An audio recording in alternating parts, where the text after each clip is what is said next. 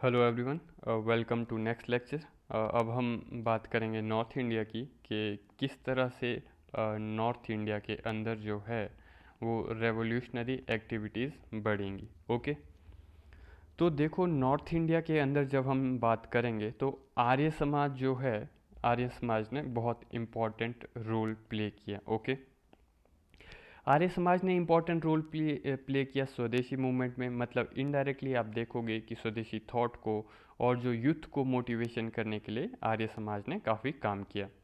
उस पीरियड में के अंदर हमें एक लीडर के रूप में उभर कर जो आएंगे वो हमें देखने को मिलेंगे लाला लाजपत राय। ओके, तो लाला लाजपत राय उस पीरियड के अंदर उभर कर के आएंगे। ये युवाओं को मोटिवेट करेंगे, है ना। हमने देखा था कि ऑलरेडी नॉर्थ में एक विद्रोह भी हो चुका था जिसका नाम था कुका रिवोल्ट। ये भी क्रांतिकारी घटना का ही एक प्रकार था जहाँ पर सिख कम्युनिटी के रिफॉर्म्स के बेसिस के रूप में यहाँ पर घटनाएं होंगी। ठीक है, तो अब होता क्या है कि नॉर्थ इंडिया में जो रेवोल्यूशनरी एक्टिविटीज़ है इसके पीछे का कारण अगर हम समझेंगे तो आर्य समाज एक फाउंडेशन के रूप में, एक आइडिया के रूप में हमें देखने को मिलेगा जिसने यूथ को गाइड किया। इमीडिएट रीज़न जो हमें रेवोल्यूशनरी एक्टिविटीज़ के पीछे का नॉर्थ इंडिया के अंदर देखने को मिलता है वो हमें दो चीज़ें देखने को मिलेगी। एक तो ये कि 1857 के रिवोल्ट को अब 50 साल पूरी हो चुकी थी। ठीक है, तो इस चीज़ के भी आइडियल्स काफ़ी स्ट्रॉन्ग हो चुके थे। तो बहुत सारी ग्रुपिंग्स थी जो 1857 को फिर से रिवाइव करना चाहती थी क्योंकि 50 साल पूरे हो चुके थे 1857 के रिवोल्ट को। तो इसमें हमें एग्जाम्पल देखने को मिलता है अजीत सिंह जैसे क्रांतिकारियों का। हमें अजीत सिंह देखने को मिलेंगे जो नॉर्थ इंडिया के अंदर काम करेंगे। अजीत सिंह अगर आपको पता हो तो भगत सिंह जी के चाचा हुआ करते थे। तो अजीत सिंह जी के द्वारा एक संस्था बनती है जिसका नाम था भारत माता सोसाइटी। ठीक है, इनके द्वारा जो संस्था बनेगी उसका नाम था भारत माता सोसाइटी। तो भारत माता सोसाइटी ये जो करके संस्था हुआ करती थी, इसका मानना ये था कि हमको 1857 की जो पूरी की पूरी घटना है उसको फिर से दोहराने की आवश्यकता है। तो काफ़ी सारे लोग हमें यहाँ पर देखने को मिलेंगे। They were trying to repeat 50 years of 1857 revolt. और इसके बैकग्राउंड के अंदर कुछ कुछ सदस्यों के द्वारा वी विल सी एक मूवमेंट की शुरुआत होगी जिसे हम लोग कहते हैं पगड़ी संभाल मूवमेंट। ठीक है, तो ये पगड़ी संभाल मूवमेंट की शुरुआत होगी। तो आपने वो शायद गाना भी सुना होगा, अगर पगड़ी संभाल जट्टा पगड़ी संभालोए तोड़ गुलामी की जंजीर बदल दे तू अपनी तकदीर। तो ये गाना था। ठीक है, ये जो गाना था ये लिखा गया था बांके दयाल के द्वारा। ठीक है, बांके दयाल के द्वारा ये गाना लिखा गया था इस पीरियड के अंदर। तो बांके दयाल बेसिकली इन्हीं के साथ यानी कि अजीत सिंह के साथ ही जुड़े हुए थे। ये भी क्रांतिकारी लीडर के रूप में हमें यहाँ पर देखने को मिलेंगे। तो एक तो हमने देखा कि ये 1857 का री एनेक्टमेंट करना चाहते थे क्योंकि they wanted to revive 50 years of 1857 revolt. एक और इमीडिएट रीज़न हमें इन क्रांतिकारी घटनाओं के पीछे देखने को मिलेगा तो वो थी लॉर्ड कर्जन की रिएक्शनरी पॉलिसीज़। किसकी रिएक्शनरी पॉलिसीज़? लॉर्ड कर्जन की रिएक्शनरी पॉलिसीज़, जिसके कारण जो यूथ था वो रेवोल्यूशनरी एक्टिविटीज़ की तरफ 1906 में उस पीरियड में आसपास जाने लगेगा। साथ में हम ये भी देखेंगे 1906 में भारत में मिंटो की एंट्री हो जाएगी। ठीक है, लॉर्ड मिंटो की एंट्री हो जाएगी इस पीरियड में। 1906 के पीरियड की हम बात कर रहे हैं। तो मिंटो की एंट्री हो चुकी है एंड यू विल फाइंड कि इस ट्रांजिशन में ब्रिटिश सरकार ने एक कानून पंजाब को लेकर के पास किया। इस कानून का नाम था, जो उन्होंने पंजाब को लेकर के पास किया, इसका नाम था पंजाब कैनल कॉलोनी एक्ट। ठीक है, तो अब ये बहुत ही इंटरेस्टिंग आपको ये एक्ट देखने को मिलेगा यहाँ पर। इस एक्ट की एक जो हमें देखने को मिलेगा कि किस तरह से एक्ट जो है पंजाब के अंदर क्रांतिकारी घटनाओं की नींव रखेगा, उसकी फाउंडेशन किस तरह से रखेगा। तो एक्चुअली क्या था, 1850 से लेकर के अर्ली 1900 के पीरियड में आप देखोगे कि सतलुज नदी के वेस्ट के जो एरियाज थे। ठीक है, सतलुज नदी के जो वेस्ट के एरियाज थे यहाँ पर कोई भी लोग नहीं रहते थे ज़्यादा, ठीक है। तो सतलुज से लेकर के इंडस और वहाँ पर फिर जो ये एरिया था सतलुज से लेकर के इंडस का, इधर पब्लिक सेटलमेंट कम थी। तो अब ब्रिटिश का ये मानना था कि यहाँ पर अगर हम पब्लिक सेटलमेंट जो है वो बढ़ाएंगे नहीं, तो तब तक हमें यहाँ से रेवेन्यू कैसे मिलेगा। तो बेसिकली वो चाहते थे यहाँ पर पब्लिक सेटलमेंट हो, बहुत सारी क्रॉप्स लगाएं लोग, कैश क्रॉप्स भी लगाएं, फूड क्रॉप्स भी लगाएं, है ना, ताकि उनको रेवेन्यू भी मिले। तो इसको नॉर्मली हम बारी दोआब का एरिया कहते हैं, इट इज़ नोन एज बारी दोआब, ठीक है। ब्यास और रावी वाला जो रीजन हमें देखने को मिलेगा। तो यहाँ पर फिर हम देखेंगे कि पंजाब की जो सरकार थी वो ये कहेगी कि आप जो है इस एरिया में जा कर के घर बनाइए और आप वहाँ जा कर के एग्रीकल्चर करिए, हम आपको इंफ्रास्ट्रक्चर बना करके देंगे, है ना। We will help you in the infrastructure. अगर आपको कैनाल चाहिए, यानी कि आपको इरिगेशन के लिए अगर कैनाल चाहिए, तो हम आपको नदी के पानी का उपयोग करने के लिए कैनाल भी बना करके देंगे। आपके लिए हम वो सब करेंगे जिस चीज़ की आपको ज़रूरत होगी। तो इस तरह से होगा क्या, यहाँ पर आपके पंजाब में जो वेस्टर्न एरिया है वहाँ पर इस पीरियड के अंदर काफ़ी सारी सेटलमेंट बनेंगी, क्योंकि अब उसमें लोगों को प्रॉमिस किया गया था कि अगर आप वहाँ पर जा कर के सेटल हो जाएंगे तो जो लैंड है, जो ज़मीन है, वो आपके नाम कर दी जाएगी, because you are taking a risk, you are clearing the forest, you are settling over there. तो ज़मीन की मालिक जो है वो आपको बनाया जाएगा। तो इस तरह से सरकार ने इनिशियली ये प्रॉमिस जो हैं ये पूरी की, ठीक है। ये सिस्टम चलता रहा इनिशियली 25-50 सालों तक लगभग, है ना। खेती अच्छी होती रही, खेती का विकास हुआ, पैसे आने की शुरुआत हुई किसानों को भी और सरकार को भी, काफ़ी लोग सेटल हो गए, है ना, सरकार को भी लाभ होना शुरू हुआ। वहाँ से काफ़ी लोग अमीर भी हुए क्योंकि उनकी खेती अच्छी चल रही थी। पर हम देखेंगे कि फिर 1906 में जो है सरकार एक कानून पास करेगी, जिसको एक तरह से हम कहेंगे कि यहाँ पर सरकार जो है वो डॉक्ट्रिन ऑफ लैप्स लगा देगी in the land, doctrine of lapse in the land. तो इसका मतलब ये है कि अगर आपके पास कोई लीगल हायर नहीं है, if you don't have a legal heir, ठीक है, तो आपका यहाँ पर अगर वंशज नहीं है तो आपकी जो ज़मीन है, आपके फैमिली के आगे अगर कोई जनरेशन नहीं है तो आपकी ज़मीन ख़त्म कर दी जाएगी, सरकार उसको ले लेगी। सादी भाषा में गवर्नमेंट ने एक कानून पास किया था जिसके थ्रू ज़मीन के मालिक की जो है, ज़मीन की आपकी जो ओनरशिप है वो आपके हाथ से लेने की बात हो रही थी। तो हम देखेंगे कि होता क्या है कि पंजाब के लोग इस चीज़ के अगेंस्ट रेजिस्टेंस दिखाएंगे। तो वो लोग कहेंगे कि 50 साल पहले आपने हमको यहाँ सेटल करवाया, आज हमारी जनरेशन ने खेती करके उसको बहुत ही फर्टाइल कर दिया गया है हमारे द्वारा ज़मीन को, अब आप हमसे वो ज़मीन लेने की बात कर रहे हो, है ना। How come this is possible. तो एक तरह से हम पंजाब में रेजिस्टेंस मूवमेंट की शुरुआत देखेंगे। ये जो रेजिस्टेंस मूवमेंट की शुरुआत हुई इसको बेसिकली अजीत सिंह आगे कंटिन्यू करेंगे। तो सो होता क्या है कि अजीत सिंह एंड लाला लाजपत राय इसके अगेंस्ट रेजिस्टेंस को लीड करेंगे। They were against the Punjab colony act. तो इन दोनों को सरकार उठा करके 1907 के अंदर जेल में भेज देगी। Both of them were sent to Mandalay, जो कि रंगून के अंदर है, ठीक है। मैंडेले में दोनों को भेजा गया जो कि रंगून के अंदर था उस समय पर। यहीं पर हम देखेंगे कि रंगून में फ्यूचर में तिलक को भी भेजा जाएगा फ्यूचर में। तो अब होता क्या है कि लाला लाजपत राय और अजीत सिंह को पकड़ के जेल में डालना मतलब काफ़ी बड़ी बात थी उस पीरियड के अंदर। तो लाला लाजपत राय को भी भेज दिया गया जेल में, अजीत सिंह को भी भेज दिया गया।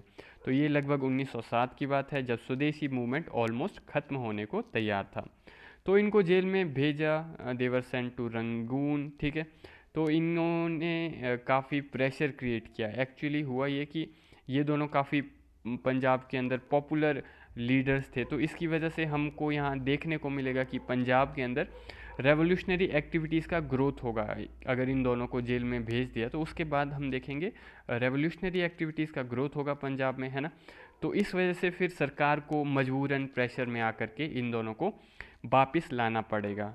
तो in the span of 6 to 8 months we can say कि they were brought back to Punjab, उनको छोड़ दिया गया, उनको रिलीज़ कर दिया गया। उसके बाद देखेंगे हम कि अजीत सिंह बहुत सारे यूथ को मोटिवेट करेंगे। तो Ajit Singh will be like, देखो हम लोग जेल में जा कर के आए हैं, कुछ उखाड़ नहीं पाई सरकार हमारा। तो अजीत सिंह इस तरह से यूथ को मोटिवेट करने की कोशिश करेंगे। हम ये भी देखेंगे कि भाई परमानंद करके इनके एक लीडर हुआ करते थे, है ना, भाई परमानंद। तो हम देखेंगे कि जो और भी लीडर इनके अलावा इस समय जुड़े थे, परमानेंट जुड़े थे अजीत सिंह के साथ, और लाला लाजपत राय तो थे ही, एक और हमें देखने को मिलेंगे लाला हरदयाल हमें देखने को मिलेंगे, जो कि अजीत सिंह के साथ इस पीरियड में जुड़े थे। एक लालचंद करके भी हमें लीडर देखने को मिलेंगे। तो ये वो लोग हैं जो सब अजीत सिंह के साथ पंजाब में उस पीरियड में एक्टिव रहे थे। यही लोग over a period of time हम देखेंगे कि गदर मूवमेंट की शुरुआत करेंगे, जब हम थोड़ी देर बाद गदर मूवमेंट को पढ़ेंगे।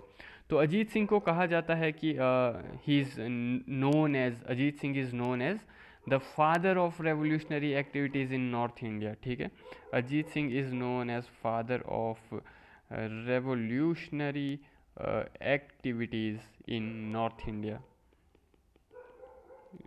इन नॉर्थ इंडिया। तो वी विल सी कि अजीत सिंह का काफ़ी बड़ा कंट्रीब्यूशन हमें देखने को मिलेगा यहाँ पर। अजीत सिंह इसके बाद फिर यूरोप चले जाते हैं, जब उनको जेल से छोड़ा गया था 1907 में। Then he goes to Europe, और यूरोप में जा कर के वो जेनेवा में चले जाएंगे। वहाँ पर जेनेवा में जा कर के फिर वो भारत माता सोसाइटी की स्थापना करेंगे। पर बहुत ही अनफॉर्चुनेट होगा फ्यूचर में कि 15 अगस्त 1947 के दिन ही इनकी मृत्यु होती है। पूरी ज़िंदगी इन्होंने इनफैक्ट, है ना, भारत माता की स्वतंत्रता के लिए दी, इतनी सारी चीज़ें त्याग दी भारत माता की स्वतंत्रता के लिए। देश को भी छोड़ दिया, क्योंकि ऑब्वियस था कि अगर भारत में रहते तो पकड़े जाते क्रांतिकारी घटनाओं के तहत। But then he decided to continue the resistance outside India as well.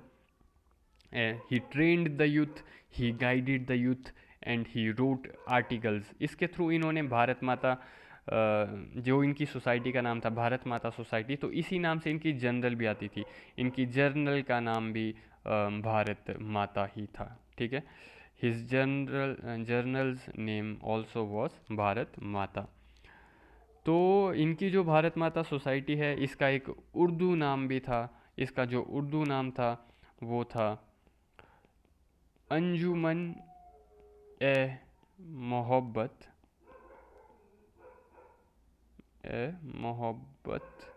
अंजुमन ए मोहब्बत वतन। ठीक है, ये था इनकी जो भारत माता सोसाइटी थी उसका उर्दू नाम।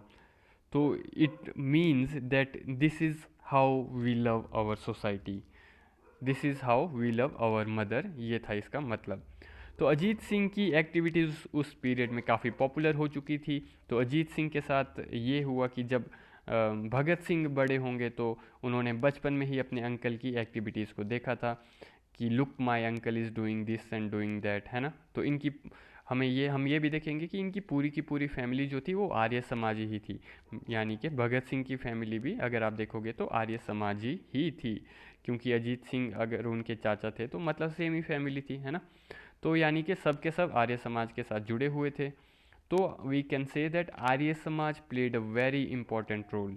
मैंने आपको बताया था कि throughout the Indian national movement Arya Samaj ने रेवोल्यूशनरी एक्टिविज़म में बहुत बड़ा योगदान दिया है।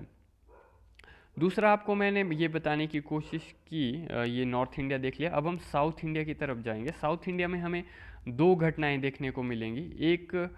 एक तो इसकी नींव साउथ इंडिया में रेवोल्यूशनरी इसकी नेशनलिज्म की जो नींव हमें देखने को मिलेगी वो रखी जाएगी वी चिदम्बरम पिल्लाई के द्वारा, वी चिदम्बरम पिल्लाई के द्वारा। ठीक है, ये जो है he was actually an extremist leader, but then you will also find कि एक्सट्रीमिज़म और रेवोल्यूशनरी एक्टिविटीज़ के बीच बहुत ही थिन लाइन होती है। There is not a huge difference between the extremism and the revolutionary activism. तो पिल्लाई ने जो है, इन्होंने स्वदेशी शिपिंग कंपनी की स्थापना की थी। इनका ये मानना था कि अगर ईस्ट इंडिया कंपनी या फिर हम कहें ब्रिटिश सरकार ने हमारी जो इकोनॉमी को डिस्ट्रॉय किया है, हम अब हमारे हिसाब से भी अपनी इकोनॉमी को चला सकते हैं। तो वी चिदम्बरम पिल्लाई ने एक एक्सट्रीमिज़म का जो बेस बनाया था, इसके कारण ब्रिटिश सरकार ने इनको जेल में डाल दिया था। और इनको जब जेल में डाला था, इसका कारण होता है कि इनको जेल में डालने की वजह से ये होगा कि रिएक्शन आने की शुरुआत होगी। जैसे कि नॉर्थ में लाला लाजपत राय को पकड़ा था इन्होंने, ब्रिटिशर्स ने, तो रिएक्शन आया था। जब तिलक को पकड़ा था तो भी रिएक्शन आया था। तो वैसे ही साउथ के अंदर चिदम्बरम पिल्लाई को जब पकड़ेंगे तो वहाँ दक्षिण भारत के यूथ के द्वारा रिएक्शन आएगा। तो रिएक्शन के दौरान वी विल फाइंड कि तमिलनाडु के एक कलेक्टर, उसको गोली भी मार दी जाती है। तो एक क्रांतिकारी थे जिनका नाम था वंशी नाथन अय्यर, ठीक है। वंशी नाथन अय्यर जो हैं वो गोली मारेंगे उस कलेक्टर को। He was the one who shot British official. तो डीएम था वो, है ना, तिरुनेलवेली डिस्ट्रिक्ट का, साउथ इंडिया के अंदर, वहाँ पर वो उसको गोली मारते हैं। तो वो एक डीएम को गोली मारता है। कौन मारते हैं? वंशीनाथन अय्यर। तो एक हमें वंशीनाथन अय्यर देखने को मिलेंगे। दूसरा, साउथ में हमें एक और लीडर देखने को मिलेंगे जिनका नाम है वीवीएस अय्यर। तो वीवीएस अय्यर जो हैं, इनको वंशीनाथन अय्यर से कंफ्यूज मत कीजिएगा, ये अलग हैं, अलग पर्सनैलिटी हैं दोनों।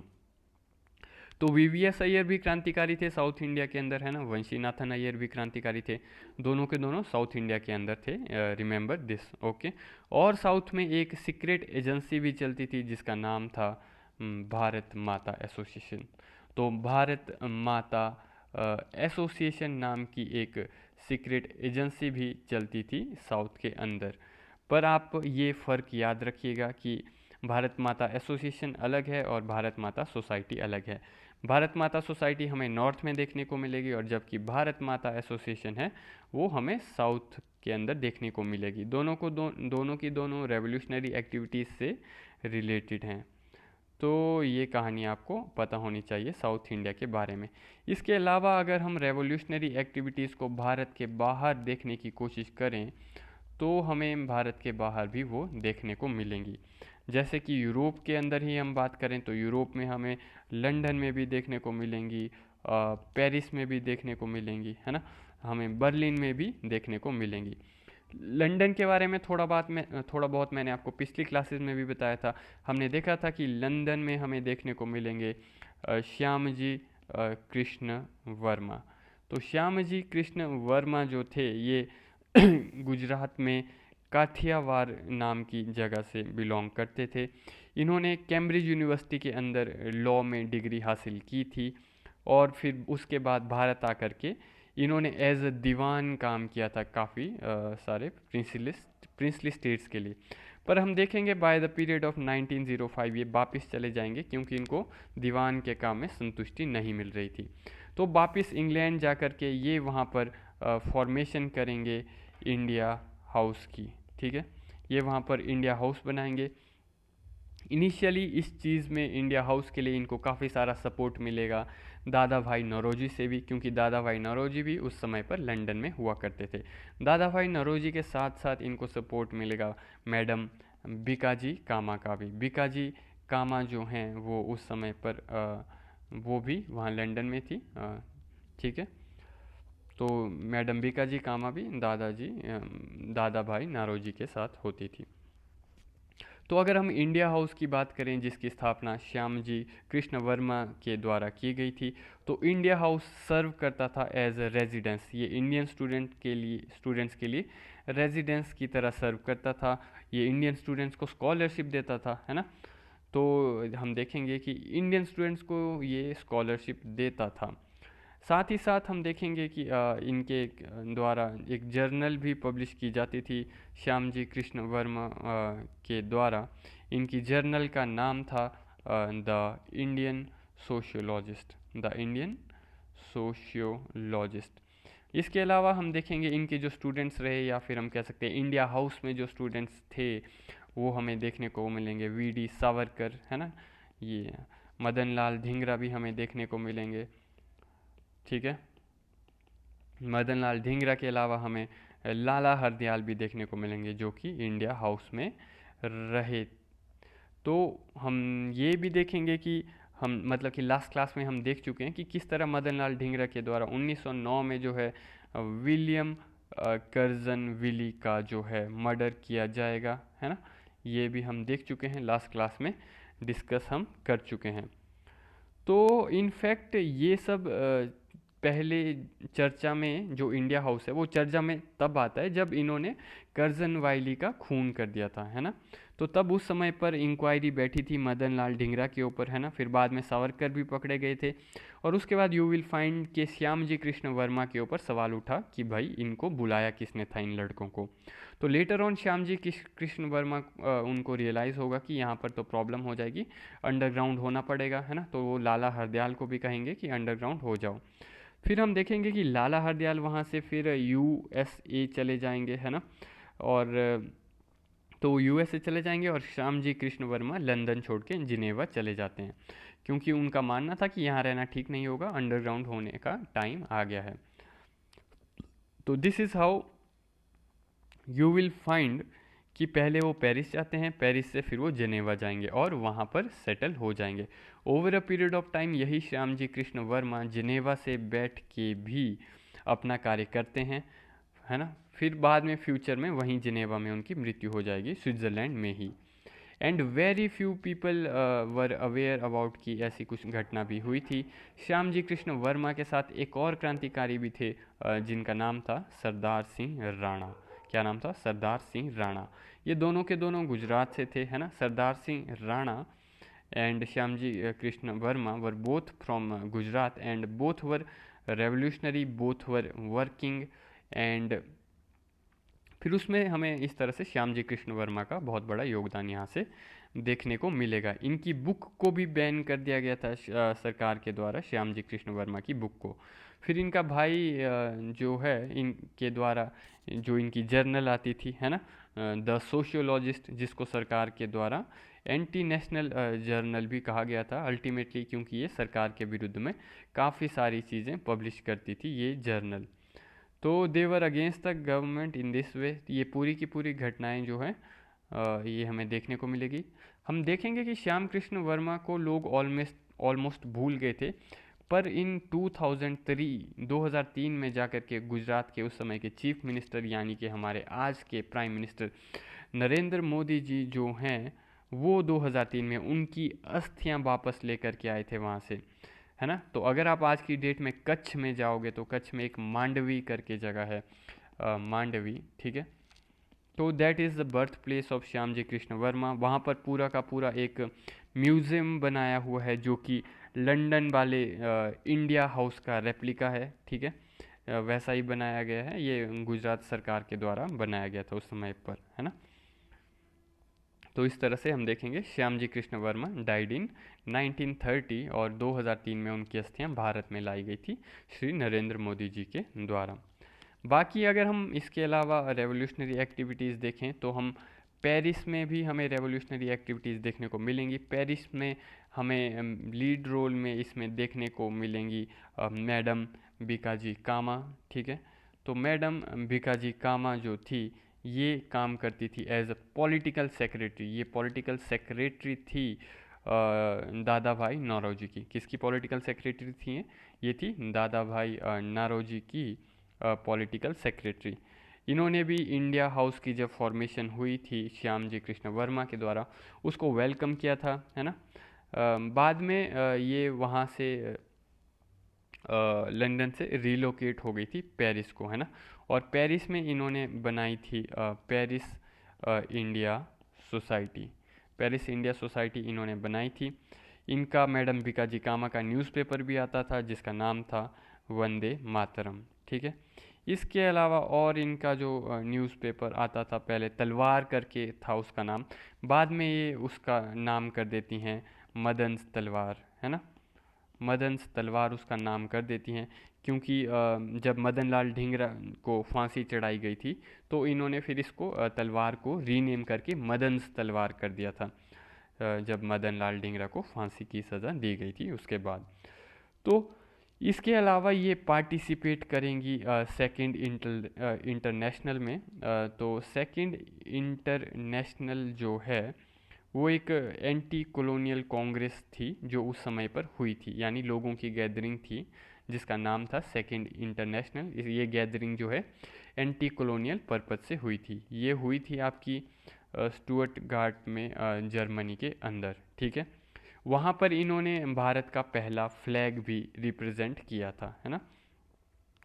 बाद में हम देखेंगे कि इनको मैडम बीकाजी कामा को एक्सट्रेडिएट करने के लिए रिक्वेस्ट की थी अंग्रेज़ों ने फ्रेंच से, पर फ्रेंच ने जो है इस चीज़ के लिए मना कर दिया था।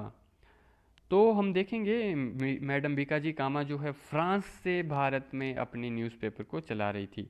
तो इनका आइडिया ये था कि मेरा जो प्रोपोगेंडा है, मेरी प्रेस का जो मैं आर्टिकल पब्लिश कर रही हूँ वो इंडिया में पहुँचने चाहिए, है ना। तो ये तो पब्लिश पेरिस में कर रही थी।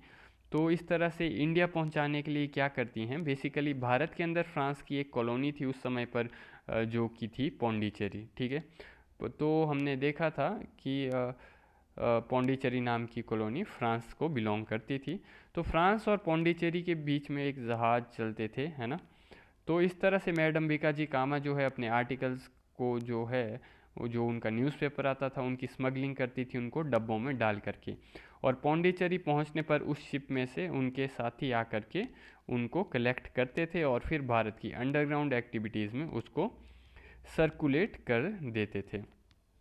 इसके अलावा हमें रेवोल्यूशनरी एक्टिविटीज़ बर्लिन में भी देखने को मिलेंगी। अगर हम बर्लिन की बात करें, वहाँ पर हमें जो लीडर देखने को मिलेंगे वो हमें देखने को मिलेंगे वीरेंद्र नाथ चट्टोपाध्याय। तो वीरेंद्र नाथ चट्टोपाध्याय जो थे ये सरोजनी नायडू के भाई थे, है ना। ये फाउंड करेंगे वहाँ पर, he will lay the foundation of Berlin committee. Berlin committee की फाउंडेशन की जाएगी इनके द्वारा। बाद में इसी को बर्लिन कमेटी को ये रीनेम करेंगे, इसको नया नाम देंगे, ये इंडियन इंडिपेंडेंस कमेटी, ठीक है, इंडियन इंडिपेंडेंस कमेटी। और इनको सपोर्ट मिलता है इनके काम में लाला हरदयाल के द्वारा। और तो और लाला हरदयाल के साथ इनको सपोर्ट मिलता है भूपेंद्र नाथ दत्ता का। अगर आपको याद नहीं तो भूपेंद्र नाथ दत्ता जो थे वो स्वामी विवेकानंद के भाई थे। तो लाला हरदयाल भी हमने देखा पहले इंडिया में थे, इंडिया से इंग्लैंड जाएंगे, इंग्लैंड से पेरिस जाएंगे, पेरिस से यूएसए जाएंगे, और यूएसए से फिर दोबारा जर्मनी जाएंगे, जहाँ पर ये इसमें इनके साथ मिलके, फिर वीरेंद्र नाथ चट्टोपाध्याय के साथ मिल करके ये इंडो जर्मन प्लॉट की नींव रखेंगे। इसके बारे में हम लास्ट लेक्चर में देख चुके हैं, इंडो जर्मन प्लॉट के बारे में, इंडो जर्मन प्लॉट के बारे में हमने देखा था किस तरह से ये लोग जो है बाघा जतिन को कांटेक्ट करेंगे हथियार भेजने के लिए। बाघा जतिन जो है उड़ीसा में के बालासोर में वहाँ पर वेट कर रहे होंगे बोट का, जिस बोट में हथियार आने थे, पर इन द एंड हम देखेंगे कि वहाँ पर पुलिस आती है और फिर बाघा जतिन का उनके साथ, पुलिस के साथ एनकाउंटर होता है। बाकी ये भी है, उसके बाद क्या होगा कि वीरेंद्र नाथ चट्टोपाध्याय फिर कंटिन्यू करेंगे अपने स्ट्रगल को, है ना ही। और उसके बाद हम देखेंगे कि ये यूएसएसआर चले जाएंगे। कौन? वीरेंद्र नाथ चट्टोपाध्याय जो है उसके बाद यूएसएसआर चले जाएंगे, और वहाँ पर लेटर ऑन हम देखेंगे कि स्टैलिन जो है वो इनको जो है शूट कर देगा। बहुत ही दुख की बात थी ये, क्योंकि ये जो है वीरेंद्र नाथ चट्टोपाध्याय जो हैं ये कम्युनिस्ट मूवमेंट में चले जाते हैं, और over a period of time ये अपना रास्ता थोड़ा भटक गए थे, है ना। और ये जो है स्टैलिन की नज़रों में चढ़ गए थे। तो 1937 में जो है स्टैलिन इनको गोली मरवा देगा। 36 या 37 था, 1936 या 37। खैर एक्चुअली आप देखोगे ना कि ये जो कम्युनिज़्म है ये सबसे बड़ा फासिस्ट है, क्योंकि अगर आप देखो कि कम्युनिस्ट का इतिहास देखोगे तो जितना ब्लड शेड इनके द्वारा किया गया है, जितना ब्लड शेड, उतना तो किसी मोनार्की ने भी नहीं किया होगा, है ना। मोनार्की नो डाउट के युद्ध करती थी, है ना, वो आमने सामने आर पार की लड़ाई करती थी। राजा राजा के ऊपर आक्रमण करेगा, मारा काटी करेगा, उसमें पर कुछ एथिकल वॉरफेयर तो होता था। पर अगर आप देखो कम्युनिज़्म का इतिहास उठा करके तो उसमें आपको कोई एथिकल वॉरफेयर का कंसेप्ट नहीं मिलेगा, है ना। तो जैसे ही कोई व्यक्ति कम्युनिस्ट पार्टी या कम्युनिस्ट शक्ति के रूप में अपने आप को एस्टेब्लिश करेगा तो वह डिक्टेटर बन जाएगा। कम्युनिज़्म में मार्क्स ने तो कहा था कि it is dictatorship of proletariat, marks ने कहा था it is that communism is dictatorship of proletariat. ठीक है, प्रोलिटेरिएट जो है एक वर्किंग क्लास ग्रुप के लोगों को कलेक्टिवली कहा जाता है। तो मार्क्स ने कहा था डिक्टेटरशिप ऑफ प्रोलिटेरिएट है ये क्या communism. But when we see the whole communism, तो आपको पता चलता है कि communism is more of a dictatorship of individual. वहाँ पर कभी भी प्रोलिटेरिएट कभी भी सत्ता में नहीं आया है ना, गरीब मजदूर व्यक्ति कभी सत्ता में नहीं है, वहाँ तो खाली और खाली इंडिविजुअल ही पावर के ऊपर आया है।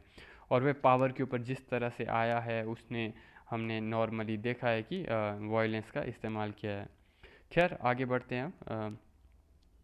तो हम देखेंगे कि इस तरह से स्कैटर्ड रिवोल्ट्स और म्यूटिनीज होने लगेंगी रेवोल्यूशनरी नेशनलिज्म के इम्पैक्ट की वजह से। अलग अलग जगह पर स्कैटर्ड रिवोल्ट्स और म्यूटिनीज भी होंगी। हमने देखा किस तरह से बर्लिन कमेटी यूरोप में हुई और कैसे इंडो जर्मन प्लॉट हुआ है ना। उसके अलावा और रेवोल्यूशनरी एक्टिविटीज़ से मोटिवेटेड एक मूवमेंट हमें जो देखने को मिलती है वो है गदर मूवमेंट। ओके, तो now let's talk about this.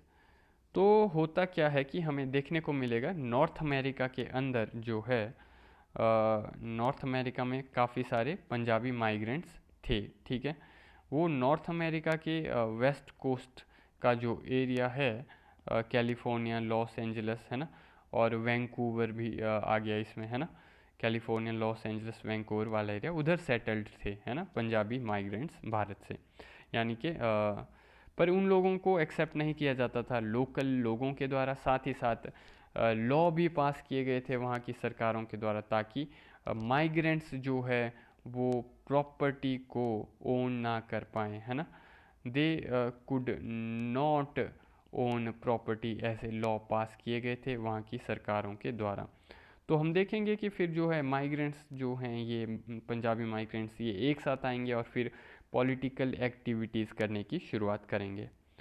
तो अगर हम बात करें कि इस सब की शुरुआत कैसी होती है, तो हम देखेंगे कि 1907 के पीरियड में हमने देखा था कि बंगाल के अंदर जो अनुशीलन समिति थी, जिसको हम युगांतर ग्रुप भी कहते हैं, वो जो है वो शुरुआत करेगा अपने मेंबर्स को फॉरेन कंट्रीज़ में भेजने की, ताकि जो है लोगों को, भारतीय लोगों को जगाया जा सके है ना। तो हम देखेंगे कि हमें देखने को मिलेगा तारक नाथ दास उस समय पर जाएंगे अमेरिका युगांतर ग्रुप से है ना। साथ ही साथ हमें देखने को मिलेंगे जीडी कुमार भी युगांतर ग्रुप से, वो भी नॉर्थ अमेरिका जाएंगे। तो तारकनाथ दास जो है वो अपना न्यूज़पेपर भी लिखेंगे जिसका नाम था फ्री हिंदुस्तान, वहाँ पर नॉर्थ इंडिया में लिखेंगे इसको।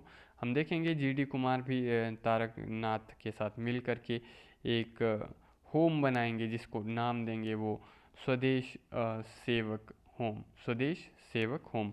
ये भी इन्होंने एक तरह से जो इंडिया हाउस था उसकी तरह बनाने की कोशिश की थी, जिसमें कि भारतीय लोग रह सकें है ना। साथ ही साथ इस पीरियड में हम देखेंगे एक आर्टिकल भी लिखा जाएगा जिसका टाइटल था सर्कुलर ए आज़ादी। ठीक है, ये जो आर्टिकल है ये लिखा जाएगा आपका रामनाथ पुरी के द्वारा। किसके द्वारा? रामनाथ पुरी के द्वारा लिखा जाएगा। हम नॉर्थ इंडिया की ही बात कर नॉर्थ अमेरिका की ही बात कर रहे हैं अभी। फिर हम देखेंगे by the time of 1910 Vancouver में, यानी कि कनाडा में वैंकूवर में अथॉरिटीज़ जो थी, गवर्नमेंट अथॉरिटीज़, वो प्रेशराइज करने लगेंगी इनको, रेवोल्यूशनरीज़ को है ना, इनको प्रेशराइज करने लगेंगी। फिर जो है ये जो रेवोल्यूशनरीज़ हैं ये शिफ्ट हो जाएंगे वहाँ कनाडा से, ये सिएटल में, सिएटल जो कि यूनाइटेड स्टेट्स ऑफ अमेरिका के अंदर है, ये वहाँ पर शिफ्ट हो जाएंगे और वहाँ पर ये लोग मिल कर के बनाएंगे यूनाइटेड इंडिया हाउस। ठीक है, वहाँ पर ये यूनाइटेड इंडिया हाउस बनाएंगे। हम देखेंगे बाय द पीरियड ऑफ 1913 भगवान सिंह भी जो हैं यूएसए आएंगे है ना।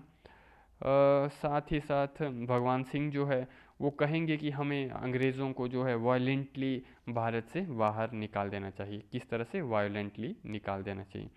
फिर उसके बाद हम देखेंगे कि फिर लाला हरदयाल भी नॉर्थ अमेरिका में आएंगे।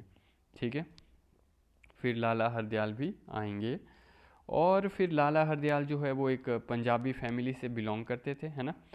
सेंट स्टीफन में पढ़े थे ये, और इन्होंने आईसीएस की परीक्षा भी पास की थी, ठीक है। पर हम देखेंगे कि ये जो है अंग्रेज़ों के अगेंस्ट लिखेंगे, है ना, आर्टिकल्स वगैरह, न्यूज़पेपर्स वगैरह। और 1909 में जब लाला हरदयाल जो है ये पेरिस गए थे, है ना, ये पेरिस में मैडम बीकाजी कामा से मिले थे। और वहाँ पर इन्होंने पेरिस में मैडम बीकाजी का कामा का जो न्यूज़पेपर आता था जिसका नाम था वंदे मातरम, उसमें भी ये थोड़ा बहुत लिखना शुरू करेंगे, है ना, उसके एडिटर के रूप में, है ना। तो बीकाजी कामा के न्यूज़पेपर में लिखेंगे। बाकी वंदे मातरम न्यूज़ नाम का जो न्यूज़पेपर है, इसी नाम का सेम न्यूज़पेपर आपको देखने को मिलेगा कि अरबिंदो भी लिखा करते थे। तो कई जगह आपको इंडियन हिस्ट्री में ऐसे सेम सेम नाम देखने को मिल जाएंगे, है ना।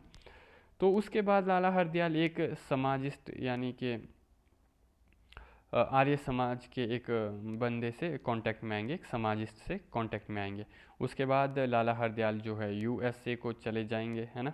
वहाँ पर ये एस्टेब्लिश करेंगे यूएसए में गुरु गोविंद साहिब एजुकेशनल स्कॉलरशिप इनके द्वारा एस्टेब्लिश की जाएगी। गुरु गोविंद सिंह साहिब नाम की एजुकेशनल स्कॉलरशिप इनके द्वारा शुरू की जाएगी। ये स्कॉलरशिप का एम था, इनका जो मोटिवेशन था स्कॉलरशिप को शुरू करने का, वो ये था कि ये जो है भारतीय यूथ को जो है यूएसए में बुलाएं और वहाँ पर उनको ट्रेनिंग वगैरह दें, है ना, रेवोल्यूशनरी एक्टिविटीज़ की। हम देखेंगे बाय द पीरियड ऑफ 1913 ये जो है पोर्टलैंड चले जाएंगे, he will go to Portland, और पोर्टलैंड में वहाँ पर ये एस्टेब्लिशमेंट करेंगे हिंद एसोसिएशन की, ठीक है। वहाँ पर ये हिंद एसोसिएशन की फॉर्मेशन करेंगे। बल्कि इनको 2 बार ऑक्सफोर्ड से स्कॉलरशिप भी मिली थी, पर इन्होंने ठुकरा दिया उस स्कॉलरशिप को। साथ ही साथ इन्होंने इंडियन सिविल सर्विसेज को ज्वाइन करने का करियर भी ठुकरा दिया ताकि ये नेशनल लिस्ट जो मूवमेंट थी उसको ज्वाइन कर पाए, ठीक है। तो हमने देखा कैसे लाला हरदयाल जो है हिंदी एसोसिएशन की स्थापना करेंगे पोर्टलैंड में। इसी हिंदी एसोसिएशन को एक और नाम से भी जाना जाता है, वो है Pacific coast Hindustan association. Pacific coast Hindustan association के नाम से भी जाना जाता है। तो इसका नाम जो है पैसिफिक कोस्ट हिंदी एसोसिएशन रखा गया। इन्होंने कहा कि देखो हमारे जितने भी लड़के लोग यहाँ पर पढ़ रहे हैं, उनको जो भी स्कॉलरशिप वगैरह दी गई है ना, उन सब को इकट्ठा करो, उन सब को इस आश्रम के अंदर जोड़ो, है ना। क्राउड फंडिंग करो, और क्राउड फंडिंग करके पैसा इकट्ठा करके सबको ट्रेनिंग दो, हमें कुछ बड़ा करना है, ठीक है। तो इस तरह से हमें देखने को मिलेंगे लाला हरदयाल उस पीरियड में। और भी जो लीडर्स हमें देखने को मिलेंगे इस समय पर नॉर्थ अमेरिका के अंदर, जैसे हमें सोहन सिंह भौना देखने को मिलेंगे, पंडित कांशीराम मरोली देखने को मिलेंगे, हमें रामचंद्र देखने को मिलेंगे, हमें भाई परमानंद देखने को मिलेंगे, हमें बरकतुल्ला देखने को मिलेंगे, हमें हरनाम सिंह तुंदलियात देखने को मिलेंगे, हमें रहमत अली शाह देखने को मिलेंगे, हमें करतार सिंह सराभा भी देखने को मिलेंगे, ठीक है। ये जो करतार सिंह सराभा थे, ये भगत सिंह के बचपन में उनके आइडियल भी थे। मतलब जब भगत सिंह छोटे थे तो उनके आइडियल थे ये करतार सिंह सराभा। भगत सिंह ने बचपन में इनकी कहानियाँ सुनी थी, है ना। तो यू विल फाइंड कि भगत सिंह जब बड़े होते हैं तो then he made Kartar Singh Sarabha as his role model. इन्होंने कहा कि जैसा इनके जैसा हमको करना है ना। तो देखो इस तरह से यू विल फाइंड, भले ही नॉर्थ इंडिया में जो ये गदर मूवमेंट है ये उतनी सक्सेसफुल नहीं होगी, पर they were successful in creating the future revolutionaries also. तो ये लोग फिर नॉर्थ अमेरिका में वहाँ पर पब्लिक मीटिंग्स करेंगे, फंड्स कलेक्ट करेंगे, है ना। फिर लाला हरदयाल के द्वारा वहाँ पर एक आश्रम भी बनाया जाएगा जिसका नाम दिया जाएगा जिसको युगांतर आश्रम, ठीक है। युगांतर आश्रम बनाया जाएगा इनके द्वारा सैन फ्रांसिस्को के अंदर, ठीक है। सैन फ्रांसिस्को में युगांतर आश्रम बनाया जाएगा इनके द्वारा। फिर एक वीकली न्यूज़पेपर की भी शुरुआत की जाएगी जिसका नाम था गदर। तो Ghadar means revolution, it means what, it means revolution. और हम देखेंगे कि बाय नवंबर 1913 ये लोग जो है हिंदी एसोसिएशन जो थी उसका नाम चेंज करके they will rename it to as Hindustan Ghadar party. तो इस तरह से इसका नाम चेंज करके हिंदुस्तान गदर पार्टी रख दिया जाएगा। तो हमने देखा कि कौन कौन लीडर्स इन्वॉल्व थे इस सब में, है ना।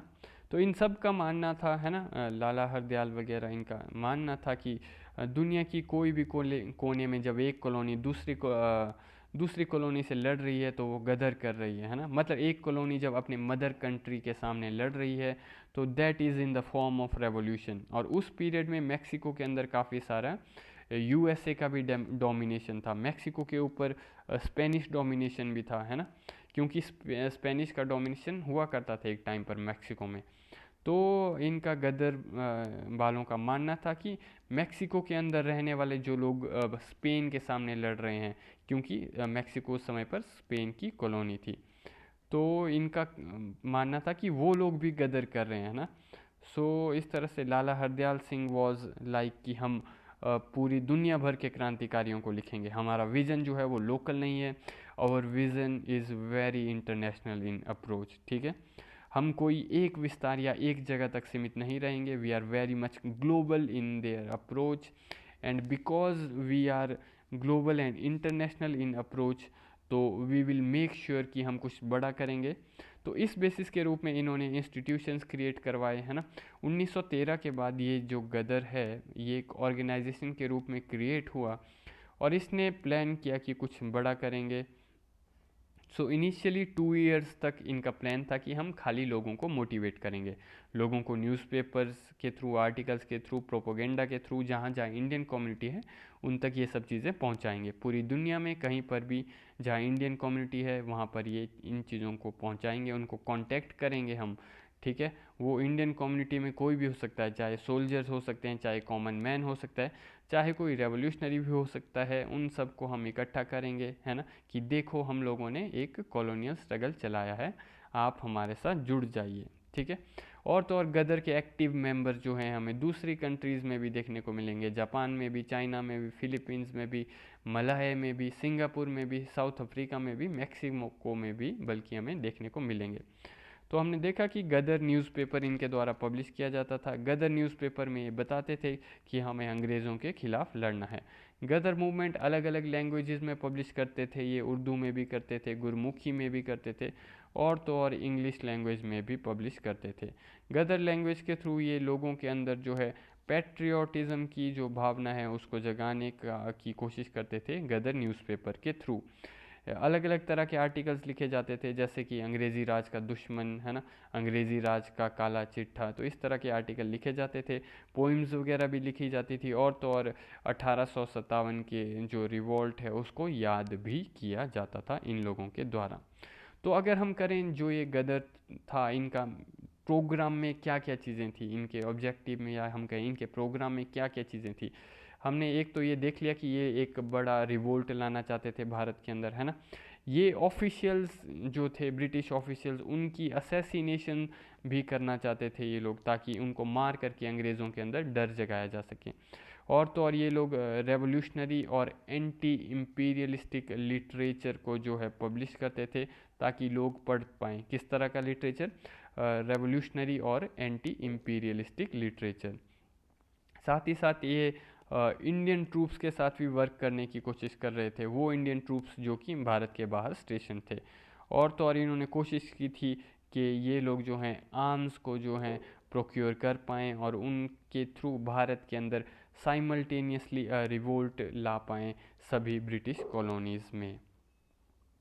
तो ये गदर पार्टी की शुरुआत हुई इस तरह से, है ना। ये गदर पार्टी में फिर और यूथ जुड़ेंगे, भाई परमानंद जो कि पहले ऑलरेडी अजीत सिंह के साथ जुड़े हुए थे, वो भी अमेरिका पहुंच गए।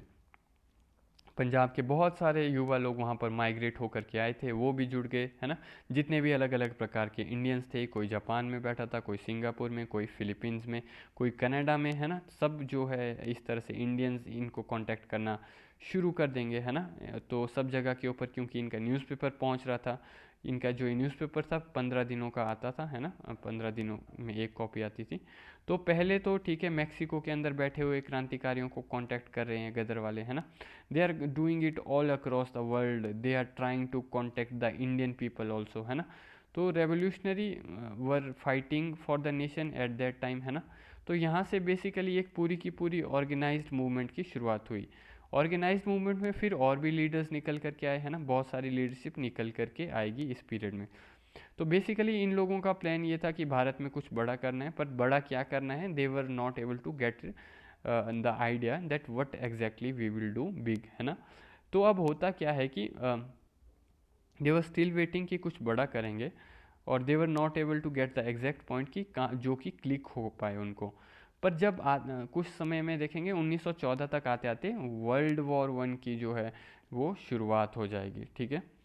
तो वो जब वर्ल्ड वॉर वन की अब शुरुआत हो गई, तो हम देखेंगे 1914 के अंदर जो है यूएसए के ऊपर प्रेशर बहुत बढ़ गया इंग्लैंड का, क्योंकि अमेरिका को समझ में आ गया था कि ये जो क्रांतिकारी हैं, ये इंग्लैंड की आग जो है वो हमारे यहाँ पर लेकर के आएंगे। तो यानी कि हमें इन रेवोल्यूशनरी को यहाँ पर ख़त्म करना पड़ेगा, इनकी घटनाओं को ख़त्म करना पड़ेगा अमेरिका के अंदर, क्योंकि इंग्लैंड का प्रेशर पड़ रहा था यूएसए के ऊपर। तो इन्होंने देखा कि इस लीग के लीडर कौन है ना। तो बोला सब के सब क्रांतिकारियों को किसने इकट्ठा किया है, तो इस तरह से लाला हरदयाल का नाम सामने आया। तो यूएसए ने बोला कि एक काम करो, लाला हरदयाल को उठा लो, इसको पहले पकड़ लो। तो Lala Hardayal was caught by the USA government, है ना। इन्होंने ब्रिटिश के कहने के ऊपर पकड़ा था लाला हरदयाल को। तो इनको पकड़ने के बाद इनको जेल में डाला जाता है। जेल में डालने के बाद ये बाद में वहाँ से निकल जाएंगे, तो इनको बेल के ऊपर रिहा किया गया था। फिर ये वहाँ से कट लेते हैं, है ना। यू विल फाइंड कि वो वहाँ से कट लेंगे और बाद में फिर वो चले जाएंगे जेनेवा।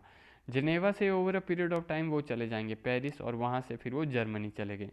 जर्मनी में वो बर्लिन गए, और बर्लिन क्यों गए थे, क्योंकि इनको पता था बर्लिन जो है वो एंटी ब्रिटिश का ग्रुप है। तो वर्ल्ड वॉर वन में आपको पता होगा कि जर्मनी अपोजिट साइड में था, ब्रिटेन दूसरी साइड में था, है ना। तो इस तरह से ये बर्लिन चले गए। बर्लिन में वहाँ पर बरिंद्रनाथ चट्टोपाध्याय ऑलरेडी बैठे हुए थे, है ना। तो ये पहले से जानते थे बरिंद्रनाथ चट्टोपाध्याय को, है ना, क्योंकि 1909 में मिल चुके थे ये लोग। तो 5 साल बाद के अब ये वापस मिल रहे थे, है ना। तो बोला देखो, है ना, आई हैव कम बैक, है ना, अमेरिका से आया मैं अभी, है ना, वर्ल्ड वॉर भी शुरू हो गई है ना। तो तो लाला हरदयाल को हमने देखा कि अमेरिका में सरकार ने जेल में डाला था, वहाँ से फिर वो भागे और वहाँ से भाग करके बर्लिन में पहुँचे। बर्लिन में फिर हम देखेंगे इस तरह से वो इनके वीरेंद्रनाथ चट्टोपाध्याय के साथ मिल करके 1915 के अंदर जो है इंडो जर्मन प्लॉट की जो है उसमें कंट्रीब्यूट करेंगे वो, है ना। अब साथ में इस पीरियड में गदराइट्स काफ़ी नाराज़ थे, क्योंकि इनके जो लीडर थे, जितने भी लोग थे, उन लोगों को पकड़ा जा रहा था। उसी पीरियड के समय पर एक और घटना बनी जिसके कारण गदराइट्स को लगा कि अब क्रांति करने का टाइम आ चुका है। गदराइट्स ने 2 साल लिए थे, 1913 में एक ऑर्गेनाइजेशन के रूप में उभर के आया था ये, ठीक है। तो पार्टी के रूप में, ऑर्गेनाइजेशन के रूप में ये उभर के आया था, है ना। फिर जिस वजह से गदराइट्स गुस्से में थे वो ये था, एक तो पहले कि लाला हरदयाल की घटना जो हुई, इनको अरेस्ट किया गया 1914-15 के पीरियड के आसपास, इससे लोग नाराज़ थे। दूसरा ये कि 1914 के अंदर ही एक और घटना हुई जिसकी वजह से गदराइट्स ट्रिगर हुए, और गदराइट्स ने प्लान किया कि हम विद्रोह करेंगे, अब समय आ चुका है विद्रोह करने का। वह घटना ऐसी थी जिसे हम कहते हैं कोमाटा मारू की घटना, ठीक है। कोमागाता मारू इंसिडेंट कहा जाता है इसको, ठीक है, कोमागाटा मारू इंसिडेंट। तो इस कोमागाटो मारू इंसिडेंट ने भी गदराइट्स को जो है वो काफ़ी गुस्सा दिलाया था। तो ये कोमागाटो मारू जो था, ये एक बोट का नाम था, एक जहाज़ का नाम था, ओके। तो होता ये है कि 1913 में the Canadian government allowed the Indian community to settle in Canada who had made a foreign journey, ठीक है। नॉर्मली होता क्या था कि हुआ क्या, 1913 में कैनेडियन गवर्नमेंट्स ने इंडियन कम्युनिटी के लोगों को जो जर्नी करके कनाडा आए थे उनको सेटल करना अलाउ कर दिया था। नॉर्मली इस होता ये था कि ब्रिटेन ने उस पीरियड के अंदर एक कानून पास किया था कि कोई भी ब्रिटिश सब्जेक्ट जो है उसको जब भी वो ट्रैवल करेगा तो उसको ब्रिटेन होकर के जाना पड़ेगा, है ना। यानी कि अपनी मर्ज़ी के बिना वो नहीं जा सकता था जब तक उसको अलाउ ना किया जाए ब्रिटेन की सरकार के द्वारा। और ब्रिटेन की सरकार ने यह भी कहा था कि हमारे जहाज़ों के अलावा हमारे नागरिकों को आप किसी और जहाज़ से आप लोग ट्रैवल नहीं कर सकते। तो इस तरह से लॉन्ग डिस्टेंस ट्रैवल में जो है ब्रिटेन का ये कानून था। ब्रिटेन ने पूरी शिपिंग इंडस्ट्री को डोमिनेट किया था। तो कनाडा में पहली बार ये हुआ कि 1913 में यहाँ पर कुछ भारतीयों ने डायरेक्ट ट्रैवल किया था बिना ब्रिटेन से होकर के, ठीक है। वो विदेशी बोट से ट्रैवल किया था उन लोगों ने। तो 1913 में कनाडा की सरकार ने उनको अलाउ कर दिया था रहने के लिए। जब कनाडा की सरकार ने पहली बार कुछ भारतीयों को अलाउ किया तो हमें एक बिजनेसमैन देखने को मिलेंगे जिनका नाम था बाबा गुरदीप सिंह, ठीक है, बाबा गुरदीप सिंह। तो हम देखेंगे कि हमने देखा एक तरफ तो कैनेडियन गवर्नमेंट ने इंडियंस को अलाउ किया था रहने के लिए, वो भी बिना ब्रिटेन से होकर के जो आए थे उन लोगों को। तो बाबा गुरदीप सिंह बोलते हैं कि देखो एक जहाज़ को तो अलाउ कर दिया है, हम लोगों को भी अलाउ किया जाएगा। ऐसा ज़रूरी नहीं है कि हम वाया ब्रिटेन होकर के या ब्रिटेन की झंडे वाली बोट में ही जाएं। एक्चुअली ब्रिटेन चाहता ये था कि उनकी मोनोपोली रहे, है ना, शिपिंग इंडस्ट्री में। Britain wanted that monopoly should be there पूरी की पूरी नेविगेशन इंडस्ट्री में। और साथ में इससे दो चीज़ें होनी थी, एक तो इकोनॉमिकली जो है ब्रिटेन की इकोनॉमी को फ़ायदा होना था, दूसरा ये कि दे कुड मॉनिटर कि कौन कहाँ आ जा रहा है।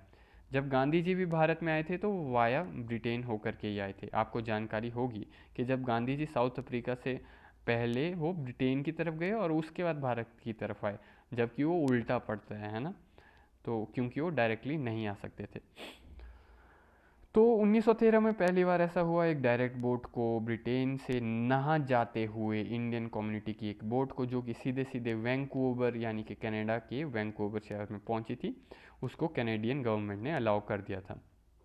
तो फिर 1914 में बाबा गुरदीप सिंह कहते हैं कि हम भी चलते हैं योकोहोमा से। योकोहोमा जो है जापान के अंदर है, ठीक है। तो उन्होंने कहा हम योकोहोमा से चलते हैं, योकोहोमा से हम हांगकांग जाएंगे, हांगकांग से हम सिंगापुर जाएंगे, ठीक है। और फिर सिंगापुर से और 50-100 लोगों को बिठा करके हम वैंकूवर पहुंच जाएंगे, ठीक है। वैंकूवर कनाडा में है, ठीक है। तो हम इस तरह से वैंकूवर जाएंगे, ऐसा कहा बाबा गुरदीप सिंह ने, ठीक है। तो हुआ ये कि ये पहुंच के वैंकूवर, पर प्रॉब्लम ये हुआ कि कनाडा के अंदर तब तक बूम बूम मचनी शुरू हो गई थी, है ना। ब्रिटेन को ये सब चीज़ें पता चल रही थी, तो ब्रिटेन ने कनाडा को धमकी दी। कनाडा घबरा घबरा गया, क्योंकि साथ में देखो इस समय पर ब्रिटेन को भी ये डर था कि जापान में बैठे गदराइट्स जो हैं ये कहीं बोट में बैठे हुए होंगे, है ना।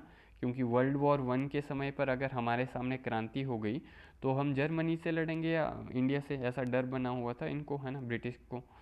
तो इस तरह से ब्रिटेन ने कनाडा के ऊपर प्रेशर डाला। तो हुआ ये कि बाबा गुरदीप सिंह और बाकी लोग जो थे, जो कि कुमाता सॉरी कोमाटागारू नाम की बोट में आए थे ये लोग, है ना, जापान से ये लोग निकले थे।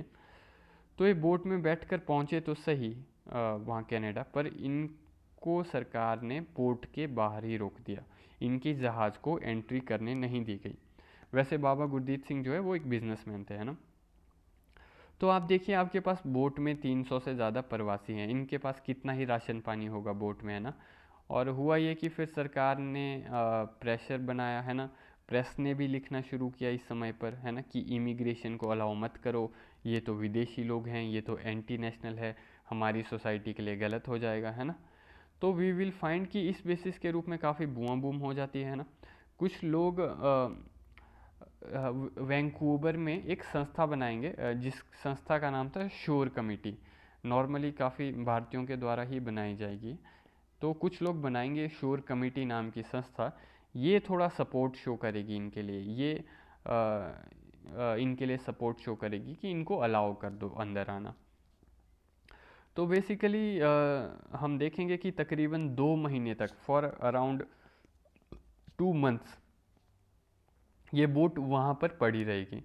2 महीने में इनका राशन पानी अनाज सब खत्म हो गया। वर्ल्ड वॉर 1 की शुरुआत हो चुकी है बैकग्राउंड में, है ना। साथ में ब्रिटेन ने कनाडा को प्रेशर दिया था कि इस बोट जो आई है इसको भेजो। साथ ही साथ ये बोट जो जापान से आई थी, सिंगापुर होते हुए, हांगकांग होते हुए, तो ब्रिटेन ने कहा इसमें क्रांतिकारी हैं, ये बोट इंडिया भेजो तुम। और वर्ल्ड वॉर 1 के समय जापान भी ब्रिटिश का अलाई था, ठीक है, ब्रिटिश का साथी था फर्स्ट वर्ल्ड वॉर में।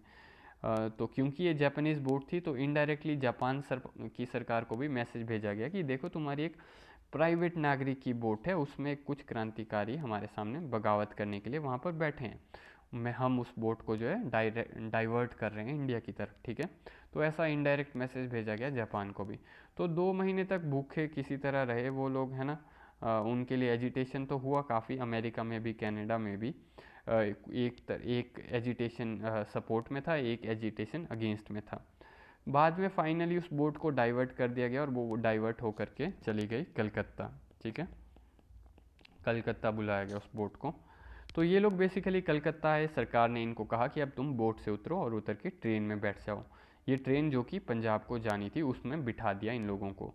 तो passengers who had travelled all the way ultimately यहाँ पर उतरेंगे, इनको कहा।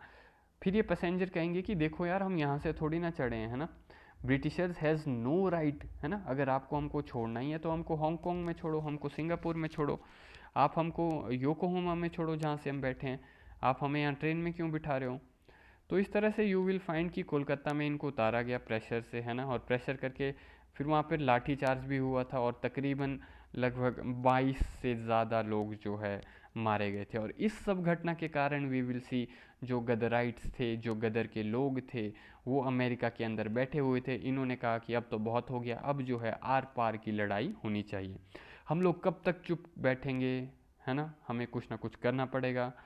हमने आर्टिकल्स लिखे हैं, हमने ये किया है, हमने वो किया है, now we need to do something big. तो गदराइट्स ने दुनिया में जितने भी इनके रेवोल्यूशनरी दोस्त लोग थे, इन सब लोगों को इकट्ठा किया और कहा कि हम लोग एक वॉर डिक्लेयर कर रहे हैं अंग्रेज़ों के ऊपर, है ना, तो हम लोग जो है भारत को आज़ादी दिलवाएंगे। तो ये चीज़ थी बैकग्राउंड में जो हुई। तो यू विल फाइंड कि पर फिर जो है क्या होगा कि ये जो हैं गदराइट्स जो हैं ये भारत की तरफ आना शुरू करेंगे कुछ बड़ा करने के प्लान में।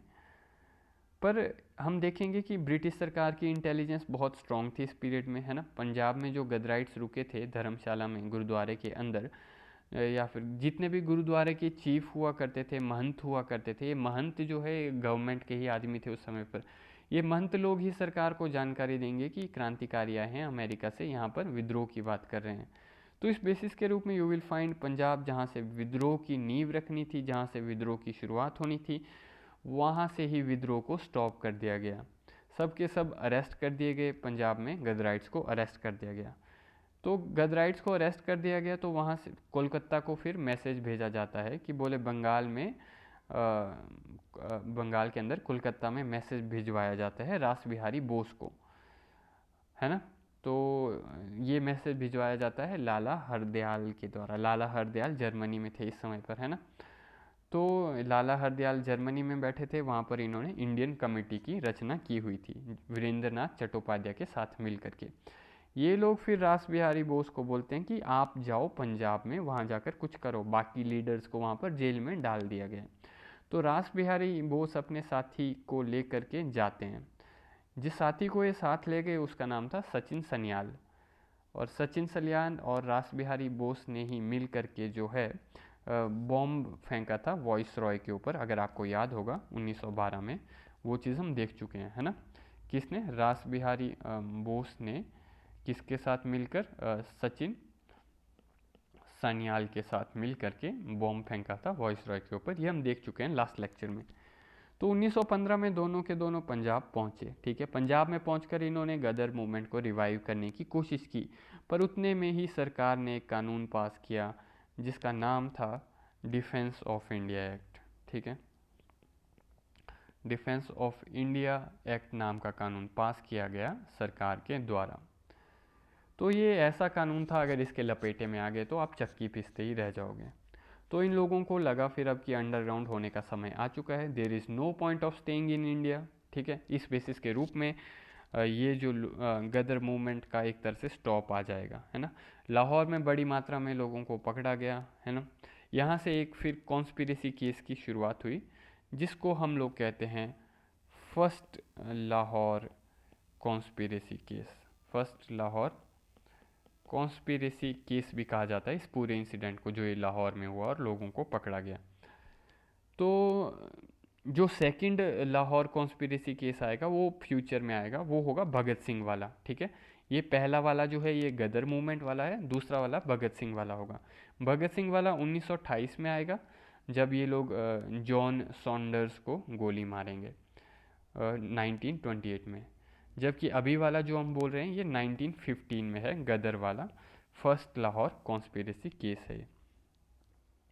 तो यहाँ पर काफ़ी गदराइट्स को पकड़ा गया, है ना। तो फाइनली गदराइट्स जेल में चले जाते हैं और बेसिकली इनका आंदोलन फेल हो जाता है। तो ज़्यादातर गदराइट्स को उठवा दिया गया था, कुछ अंडरग्राउंड भी हो गए थे, जैसे कि रास Bihari Bose, you will find कि वो जापान को भाग जाते हैं।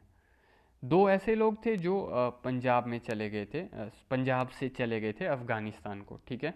जो लोग अफ़गानिस्तान गए थे उनमें से हम दो लोग उनमें हमें देखने को मिलते हैं। एक थे महेंद्र प्रताप थे एक, और एक थे बरकतुल्ला थे, ठीक है।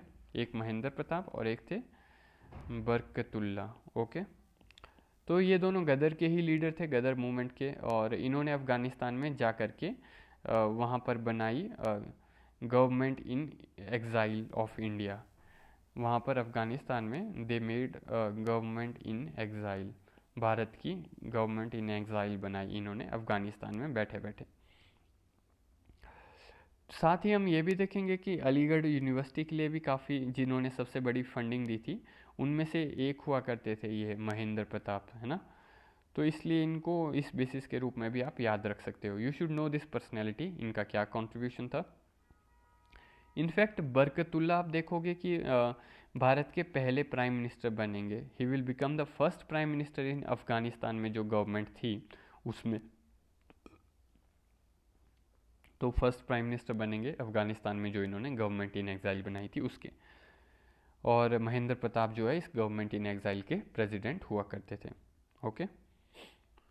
तो इस तरह से अगर हम बात करें गदर मूवमेंट की क्या पॉजिटिव आउटकम्स रहे, तो हम देखेंगे कि आइडियोलॉजी लेवल पर काफ़ी अचीव किया गदर मूवमेंट ने। तो आइडियोलॉजी लेवल पर इन्होंने जो है मिलिटेंट नेशनलिज्म जो था उसको एनरिच किया। They enriched the militant nationalism, okay. और साथ ही साथ इन्होंने कम्प्लीटली सेकुलर अप्रोच अपनाई, इसमें धार्मिक कुछ भी नहीं देखने को मिलता है, ठीक है। तो ये भी एक पॉजिटिव देखने को मिलेगा इसमें। पर कुछ अगर हम इसके फेलियर की बात करें तो मिलिटरली ये फेल हुई, ठीक है। It militarily failed. क्यों ये फेल हुई? क्योंकि इसमें कमी थी ऑर्गेनाइज्ड और सस्टेन्ड लीडरशिप की। हम लोग देखेंगे बहुत से ऑथर्स कहेंगे या लिखेंगे कि लाला हरदयाल जो थे वो अनसूटेबल थे लीडरशिप के रोल के लिए, पर हम एग्जैक्टली अनसूटेबल भी नहीं कहेंगे, कुछ ऑथर्स का मानना है। पर रियल थिंग ये होनी चाहिए कि हम लाला हरदयाल के बारे में ये कह सकते हैं कि he was not present there, he was not present himself, है ना, ग्राउंड पर। क्योंकि ये तो हम देखेंगे बर्लिन में ही थे, अगर ये पंजाब में होते खुद तो शायद चीज़ें अलग तरीके से होती, है ना। साथ ही साथ होता ये है कि प्रिपरेशन आपको इस तरह की मूवमेंट्स के लिए हर लेवल पर करनी पड़ती है, ऑर्गेनाइजेशनल लेवल पर, आइडियोलॉजिकल लेवल पर, फाइनेंशियल लेवल पर, और तो और टेक्टिकल और स्ट्रेटजिक प्लानिंग करनी पड़ती है। तो इन सब चीज़ों में कमी रहने के कारण ये गदर मूवमेंट जो है फेल हो गया। पर फिर भी अगर हम देखेंगे तो 1857 के बाद हमें फर्स्ट टाइम ऐसा एफर्ट देखने को मिलेगा। तो एक बहुत बड़ी बात है ये आपको मिलेगी गदराइट्स की, है ना। भले ही ये फेल हो गए हों बट उन्होंने फ्यूचर के लिए कई न्यू लीडरशिप क्रिएट किए हैं, है ना। इस अगर आप देखोगे पूरा का पूरा जो SGPC का मुद्दा इसके बाद निकल करके आया, वो क्यों आया? क्योंकि ये जो महंत लोग थे, SGPC का मुद्दा जो सिख गुरुद्वारे की कंट्रोल को लेकर के मुद्दा था, वो क्यों आया? क्योंकि आप देखोगे कि ये जो महंत लोग थे जिन्होंने जानकारी दी थी कि काली मूवमेंट के बारे में, है ना, जिन्होंने जानकारी दी थी कि भाई गदराइट्स यहाँ छुपे हुए हैं, तो इसके बाद ही तो वो शुरू होता है एसजीपीसी का मुद्दा। क्योंकि इससे अकाली मूवमेंट को पुश मिलेगा, जब गदर फेल होगा गदर मूवमेंट, उसके बाद अकाली मूवमेंट को पुश मिलेगा कि देखो हमारे महंतों ने ही हमारे लड़कों को पकड़वाया है ना। और महंट्स are responsible for the spilling of information to the British. बाकी हम देखेंगे कि लाला हरदयाल जो है 1914 से वो अमेरिका से भागे थे, है ना। फिर वो यूरोप चले गए थे, और यूरोप जाने के बाद अगेन हम देखेंगे फ्यूचर में कि 1939 में 1939 में वो वापस यूएसए आएंगे। पर यूएसए में आकर के इनकी मृत्यु हो जाएगी। फिलाडेल्फिया के अंदर इनकी मृत्यु होगी। इनको किसी ने जहर दे दिया था। शायद some people were not happy with the things were conducted, okay. But he was a true revolutionary, है ना। हाँ, हालांकि लीडरशिप के रूप में वो ग्राउंड में प्रेजेंट नहीं थे, पर ही वॉज अ ट्रू रेवोल्यूशनरी। उनका काफ़ी ज़्यादा कंट्रीब्यूशन हमें देखने को मिलता है।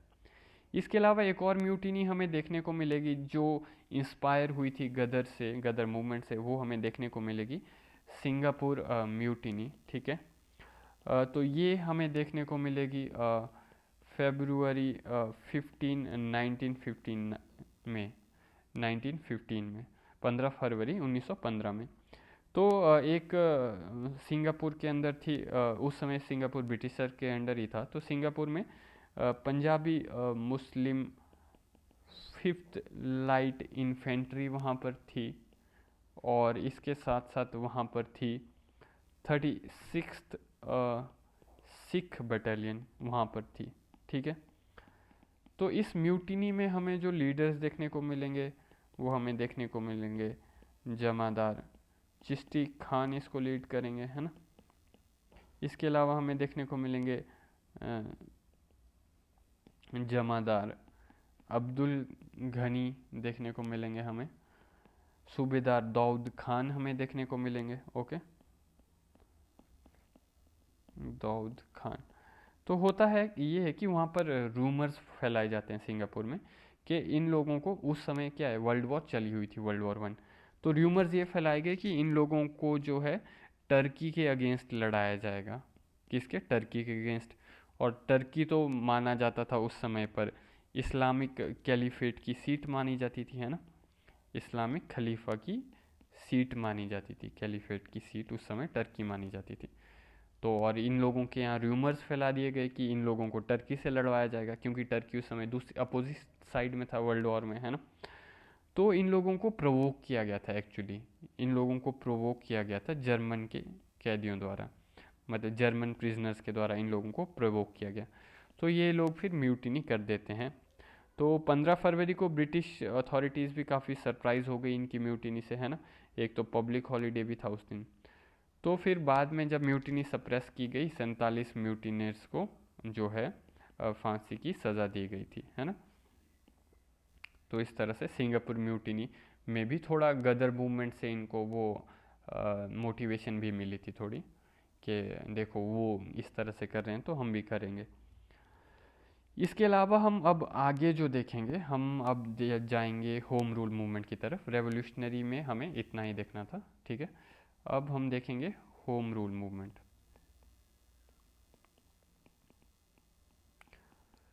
तो अब देखो होता क्या है कि 1914-15 का इधर का जो ये ईयर था इधर भारत में, ये काफ़ी लैंडमार्क था इंडिया की हिस्ट्री में, है ना।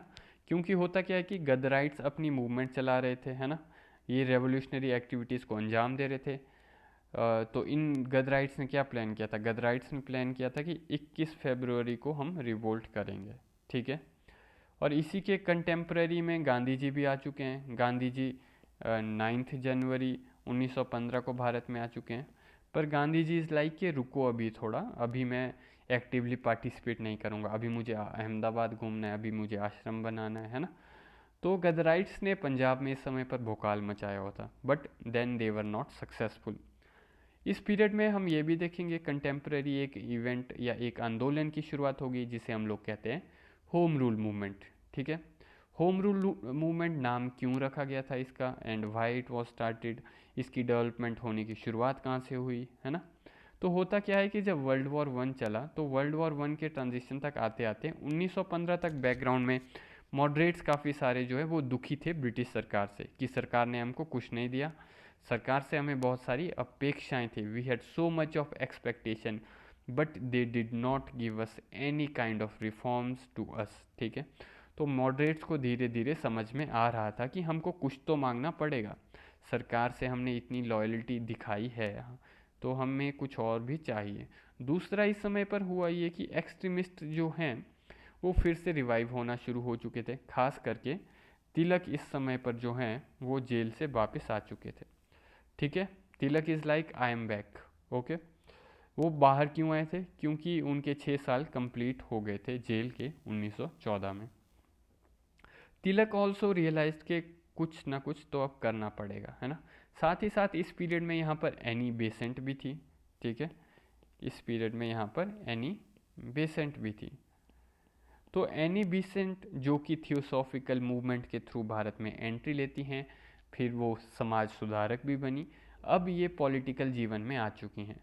She will belonged to a place called as Ireland, ये आयरलैंड से बिलोंग करती थी। ठीक है, आयरलैंड को जो है वो आयरलैंड ब्रिटिश एग्रीमेंट के अंदर, ठीक है, आयरलैंड ब्रिटिश एग्रीमेंट के अंदर जो है Ireland was given some kind of political autonomy that was called as home rule. Ireland को जो एक प्रकार की पॉलिटिकल ऑटोनॉमी दी गई थी उसका नाम था होम रूल। तो great Britain actually great Britain जो है इंग्लैंड, स्कॉटलैंड, वेल्स ये सब मिला करके बना है ना। तो जब 4 को मिलाते हैं हम तो यूनाइटेड किंगडम होता है। ठीक है, when 4 of they come together then it is called as United Kingdom. ठीक है, तो जब यूके की स्थापना की गई, अखंड यूके की, यूनाइटेड किंगडम की, तो इसमें 4 प्रदेश इंक्लूड किए गए। ठीक है, ब्रिटेन के द्वारा, ब्रिटेन के द्वारा या हम कहें इंग्लैंड के द्वारा।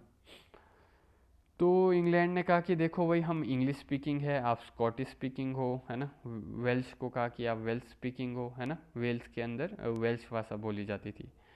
तो बट पूरा का पूरा आयरलैंड हम देखेंगे तो आज की डेट में भी इंग्लिश का नहीं है, इसलिए 2 कंट्रीज़ हमें देखने को मिलती हैं यहाँ पे।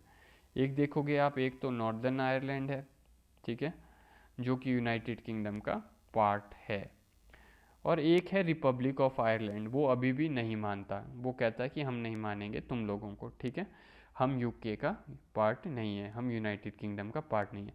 सादी भाषा में आप देखोगे तो Ireland was part of the UK, United kingdom का पार्ट था वो। 4 किंगडम इकट्ठा होकर करके एग्रीमेंट में आए थे, है ना। तो आयरलैंड को जो कंडीशन दी गई थी, जिसके अंडर पॉलिटिकल ऑटोनॉमी दी गई थी, उसको उसके लिए जो टर्म यूज़ की गई थी वो थी होम रूल। तो ये जो होम रूल है, it was more of a political autonomy given to the Irish people.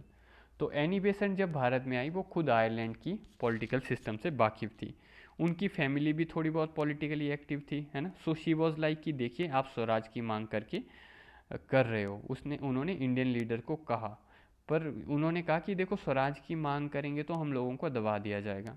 तो ओके, तो there is one another option, that is कि हम लोग जो है एक इंग्लिश टर्म की डिमांड करेंगे जो कि है home rule, so that we will have some kind of autonomy for us and we can manage our political affair.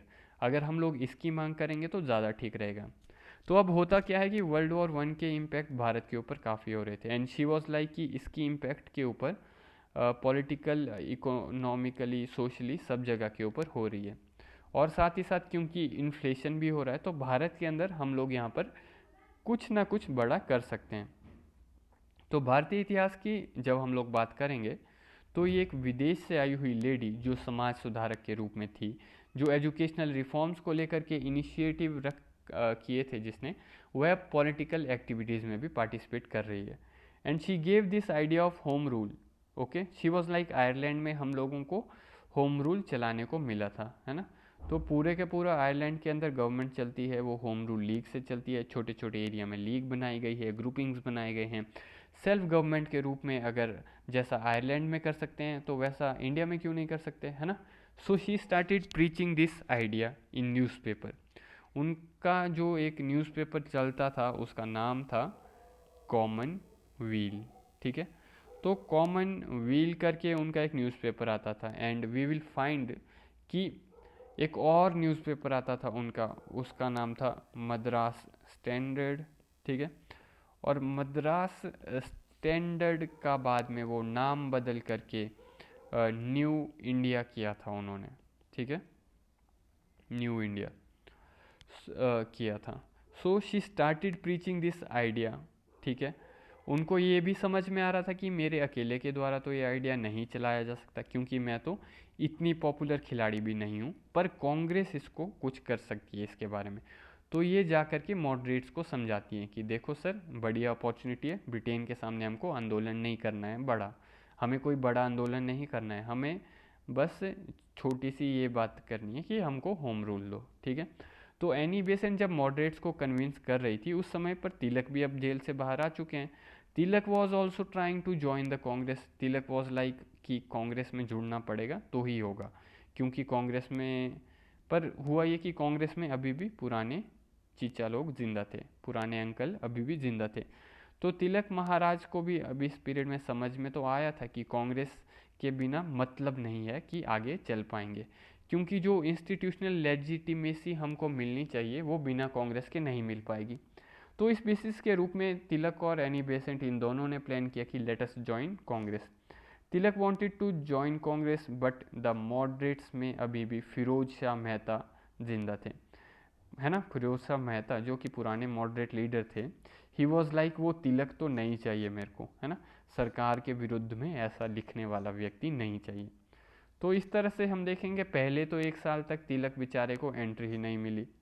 बाद में 1915 में एनी बेसेंट ने फिर से मॉडरेट्स को समझाया कि देखो उस समय पर एक तो ये था ना कि एनी बेसेंट की वैल्यू सब लोग करते थे, she was quite popular by that time. तो एनी बेसेंट ने मॉडरेट को समझाया कि देखो तिलक अच्छा जेंटलमैन है, इनको कांग्रेस में इन्वॉल्व कर लो, अच्छा काम करके देंगे, ये भी ये पुरानी चीज़ों को भूलने के लिए भी तैयार हैं।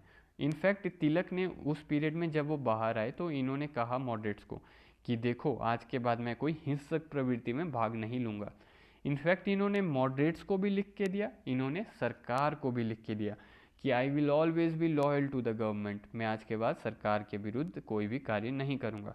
तो यू कैन इमेजिन कि तिलक का हृदय परिवर्तन हो चुका है। आप देखोगे सावरकर के साथ भी यही चीज़ हुई थी, है ना। तो इस तरह से ये एक एक्चुअली स्ट्रेटजी का भी पार्ट था, है ना, क्योंकि आपको ये समझ में आ रहा है कि there is no point of fighting against the government जहाँ पर अभी आपके पास कोई सपोर्ट नहीं है। तो होता ये है कि तिलक टेम्परेरी रूप से कांग्रेस में एंटर करने के लिए भी प्लान कर रहे थे। तो काफ़ी सारे लोग यहाँ पर कह रहे थे कि देखो इरिस्पेक्टिव भले ही तिलक एक्सट्रीमिस्ट हैं, इनका योगदान तो हम भूल नहीं सकते, है ना। तो कांग्रेस जिस तरह से टूटी थी उसके बाद मॉडरेट्स के भी काफ़ी लीडर्स का मानना था कि सरकार हमने हमको उल्लू बनाया था। तो इस बेसिस के रूप में वी विल फाइंड 1915 तक आते आते पिक्चर तैयार हो गई थी कि अब करना क्या है। तो एक साइड के ऊपर एनी बेसेंट खड़ी हो गई, इन्होंने कांग्रेस में पिपुड़ी बजाई कि देखो भाई हमको होम रूल चाहिए, हमको होम रूल की मांग करनी चाहिए। दूसरी साइड पर तिलक भी खड़े हो गए, तिलक को भी ये आइडिया बहुत बढ़िया लगा था कि देखो हम सरकार के अगेंस्ट में कुछ नहीं मांग रहे, आपने जैसे आयरलैंड को दिया है वैसे ही हम मांगेंगे, है ना। तो इन दोनों का मानना था कि हम लोग जो है कांग्रेस के थ्रू ये करेंगे तो ज़्यादा ठीक रहेगा। कांग्रेस इसको ऑफिशियल डिमांड के रूप में रखेगी तो that will be more beneficial as well. पर कांग्रेस में अभी भी मॉडरेट्स थे और अभी भी वो कंफ्यूज थे। वो बोले कि यार क्या किया जाए, इसकी मांग कैसे करेंगे, है ना, सरकार को कहीं ये ना लगे कि वर्ल्ड वॉर के समय पर हमारे सामने आंदोलन छेड़ दिया, फिर हमारी लॉयल्टी का क्या होगा, है ना। तो ये जो कांग्रेस नाम की जो संस्था है उन्होंने तिलक और एनी बेसेंट को कहा कि देखिए हम होम रूल की मांग तो खुद नहीं कर सकते सरकार के सामने, आप इंडिविजुअल लेवल पर उसको चला सकते हो, हम आपको बाहर से समर्थन देंगे। आप ये समझ जाइएगा कि कांग्रेस ही चला रही है, पर आप अपने लेवल के ऊपर उसको चलाइए, क्योंकि अगर हम ऑर्गेनाइजेशन के रूप में करेंगे तो there were is every possibility कि हमको सरकार को जवाब देना पड़ेगा। तो इस बेसिस के रूप में जो है इनको थोड़ा टाइम दिया जाता है कि हम एक काम करते हैं, 2-4 महीना वेट करते हैं। अगर हम स्टार्ट नहीं कर पाए तो आप अकेले ही शुरुआत कर लेना, है ना। तो एनी बेसेंट और तिलक ने 1915 के दिसंबर में ये प्रस्ताव डाला था, उनके इस प्रस्ताव को स्वीकारा नहीं गया। कांग्रेस ने टाइम दिया, है ना। अप्रैल 1916 तक आते आते पिक्चर क्लियर हो गई थी कि कांग्रेस कुछ नहीं करेगी। फिर तिलक और एनी बेसेंट के बीच में चर्चा हुई, है ना, कि हम लोगों को अब छोटे छोटे ग्रुप्स बनाने हैं, होम रूल की मांग करनी है। तो फिर बोला अब क्या क्या करें, कैसे करें, है ना। तो एक काम करते हैं, बोला मैं अपना आंदोलन शुरू करता हूँ, आप अपना शुरू कीजिए। इस बेसिस के रूप में अप्रैल 1916 में तिलक तिलक जो है अपना आंदोलन शुरू कर देंगे, और सितंबर 1916 तक आते आते एनी बेसेंट भी अपना आंदोलन शुरू कर देगी। और वहाँ से फिर इस आंदोलन की शुरुआत होगी जिसे हम कहते हैं होम रूल मूवमेंट। तो एक ऐसा आंदोलन जो आयरलैंड के तर्ज के ऊपर सेल्फ गवर्नमेंट देने की बात कर रहा है अंडर द ब्रिटिश सुजेरिनिटी। तो अंग्रेज सर्वोच्च रहेंगे, इस बेसिस के रूप में भारत को थोड़ी बहुत पॉलिटिकल रिफॉर्म्स और फ्रीडम मिल जाएगी और सेल्फ रूल भी मिल जाएगा। तो होम रूल लीग की शुरुआत होती है। एनी बेसेंट ने कहा कि भाई हम हमारी लीग बनाते हैं, आप अपनी बनाइए, और इन दोनों के लिए हम एरिया भी डिवाइड कर देंगे, आधे एरिया में तुम रहना, आधे एरिया में मैं रहूँगी। तो अलग अलग टीम्स के द्वारा इन्होंने अपनी शाखाएं बनाई। एनी बेसेंट ने इसकी शुरुआत की। एनी बेसेंट ने अपने लीडर्स को क्रिएट किया, तिलक ने अपने लीडर्स को क्रिएट किया, अपनी ऑर्गेनाइजेशन बनाई। इन्होंने डिसाइड किया कि हम अपनी लीडरशिप को अलग अलग एरिया में डिवाइड करेंगे। इसका कारण ये है अलग अलग एरिया डिवाइड करने का, क्योंकि उन्होंने डिसाइड किया कि कहीं उनके फॉलोअर्स के बीच में लड़ाई नहीं होनी चाहिए। They did not wanted to create a conflict between their followers, तो इसलिए इन्होंने एरियाज डिवाइड किए, एक दूसरे को स्पेस दिया कि आप अपना चलाओ, मैं अपना चलाता हूँ। तो 1916 के मिड में शुरुआत होने वाला जो ये आंदोलन है ये 1918 तक चलेगा। So for almost 2 years the home rule movement will be going on. Parallel to that Gandhi ji will also be starting the Champaran and Ahmedabad Kheda satyagraha. But we will see कि Gandhi will not be participating in to the home rule movement directly. Gandhi का मानना था कि भाई मुझे यहाँ पर home rule के अंदर पार्टिसिपेट नहीं करना है, मैं इनको सपोर्ट करता हूँ नो डाउट, बट मेरा रास्ता थोड़ा अलग है। तो आयरलैंड के कंसेप्ट के रूप में एनी बेसेंट भारत में होम रूल की शुरुआत करेंगी इस तरह से, ठीक है। साथ ही साथ आपको ये बात भी पता होनी चाहिए, जब तिलक जेल से आए थे उस समय पर थोड़ा पॉलिटिकल वैक्यूम भी था भारत के अंदर, क्योंकि हमने देखा कि औरबिंदो ने भी रिटायरमेंट ले ली थी इस समय पर, वो स्पिरिचुअलिटी की तरफ चले गए थे औरबिंदो इस समय पर, है ना।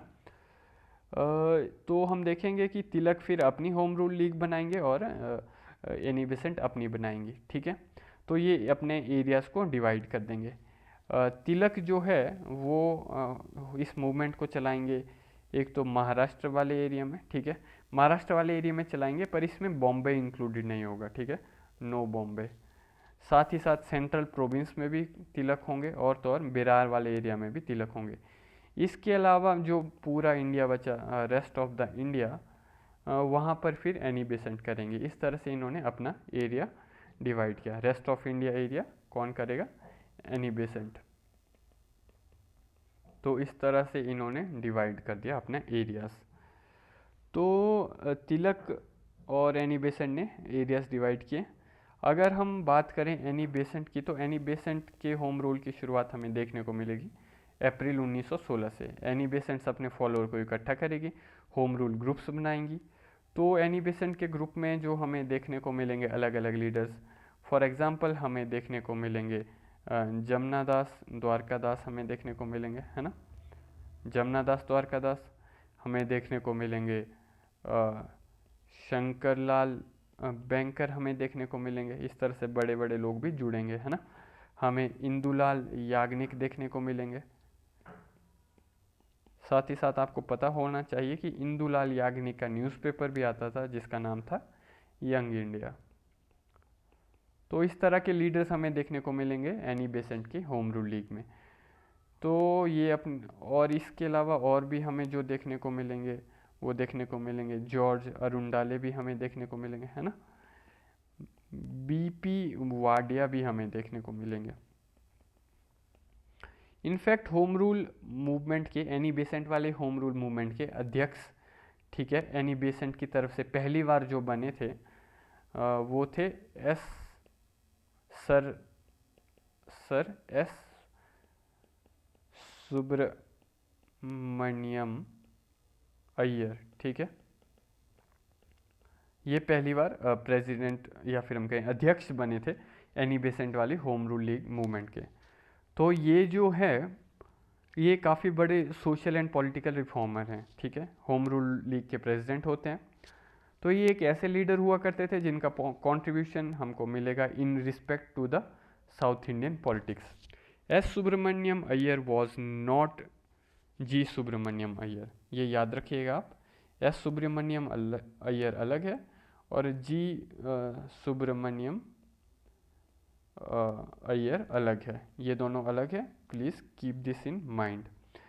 क्योंकि जो जी सुब्रमण्यम अय्यर हैं ये तो द हिंदू के पब्लिशर हैं, ठीक है।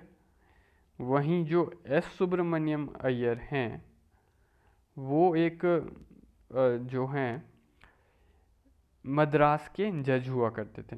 He was equivalent to M G Ranade of South India. ये एम जी रानाडे की तरह ही आप इनको बोल सकते हो, साउथ इंडिया का एम जी रानाडे, ओके। ये एनी बेसेंट के बहुत ही निकटतम साथियों में से एक थे, जो होम रूल मूवमेंट में इनको जब अरेस्ट किया जाएगा एनी बेसेंट को, उसके बाद ये अपना जो सर का टाइटल है वो ब्रिटिश सरकार को वापस भी दे देंगे, ठीक है। वहीं हम देखेंगे कि अगर तिलक ने क्या एक्शन लिया उनकी होम रूल मूवमेंट के समय, तो हमें देखने को मिलेगा कि ये जो है महाराष्ट्र का टूर करेंगे, ये अपनी डिमांड को और ज़्यादा पॉपुलराइज करने की कोशिश करेंगे। ये जो है कहेंगे कि लिंग्विस्टिक बेसिस पर जो है स्टेट्स का निर्माण किया जाए, ऐसी डिमांड करेंगे। ये लोग कहेंगे जो एजुकेशन है वो नॉन ब्राह्मण्स को भी दी जाए, ऐसे सरकार को कहेंगे। ये कहेंगे कि अनटचेबिलिटी को ख़त्म किया जाए, और तो और लोकल लैंग्वेजेस में, वर्नैकुलर लैंग्वेजेस में ये जो हैं अपने पैम्पलेट्स वगैरह पब्लिश करेंगे, है ना। तो ये अलग अलग जगह अपनी ब्रांच ओपन करेंगे। सेंट्रल प्रोविंस के लिए एक ब्रांच, बिहार के लिए अलग ब्रांच, महाराष्ट्र के लिए अलग ब्रांच।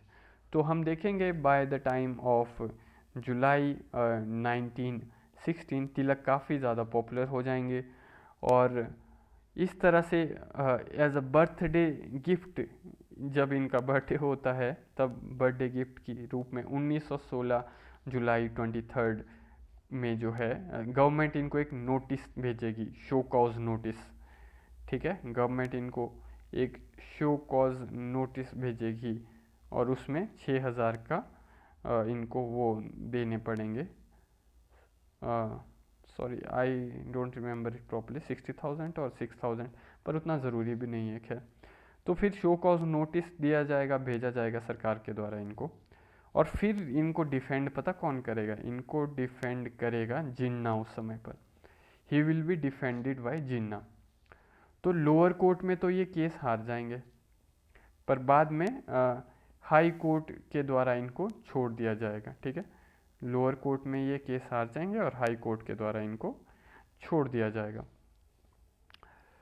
गांधी भी इस इंसिडेंट के बारे में अपनी यंग इंडिया में लिखेंगे कि तिलक को मतलब के साथ गलत किया सरकार ने, जो ये शो कॉज नोटिस वगैरह भेजा था। तो बाय अप्रैल 1917 हम देखेंगे कि लगभग 19,000 मेंबर्स हो जाएंगे तिलक की होम रूल लीग मूवमेंट में। तो हम देखेंगे कि काफ़ी स्पीड से तिलक पॉपुलराइज होंगे इस समय। तो अब देखोगे आप कि यू विल फाइंड कि तिलक की अप्रोच अब बहुत ही सेकुलर हो चुकी है। अब वो कोई धर्म को लेकर स्पेशली बात नहीं करते थे, ओके।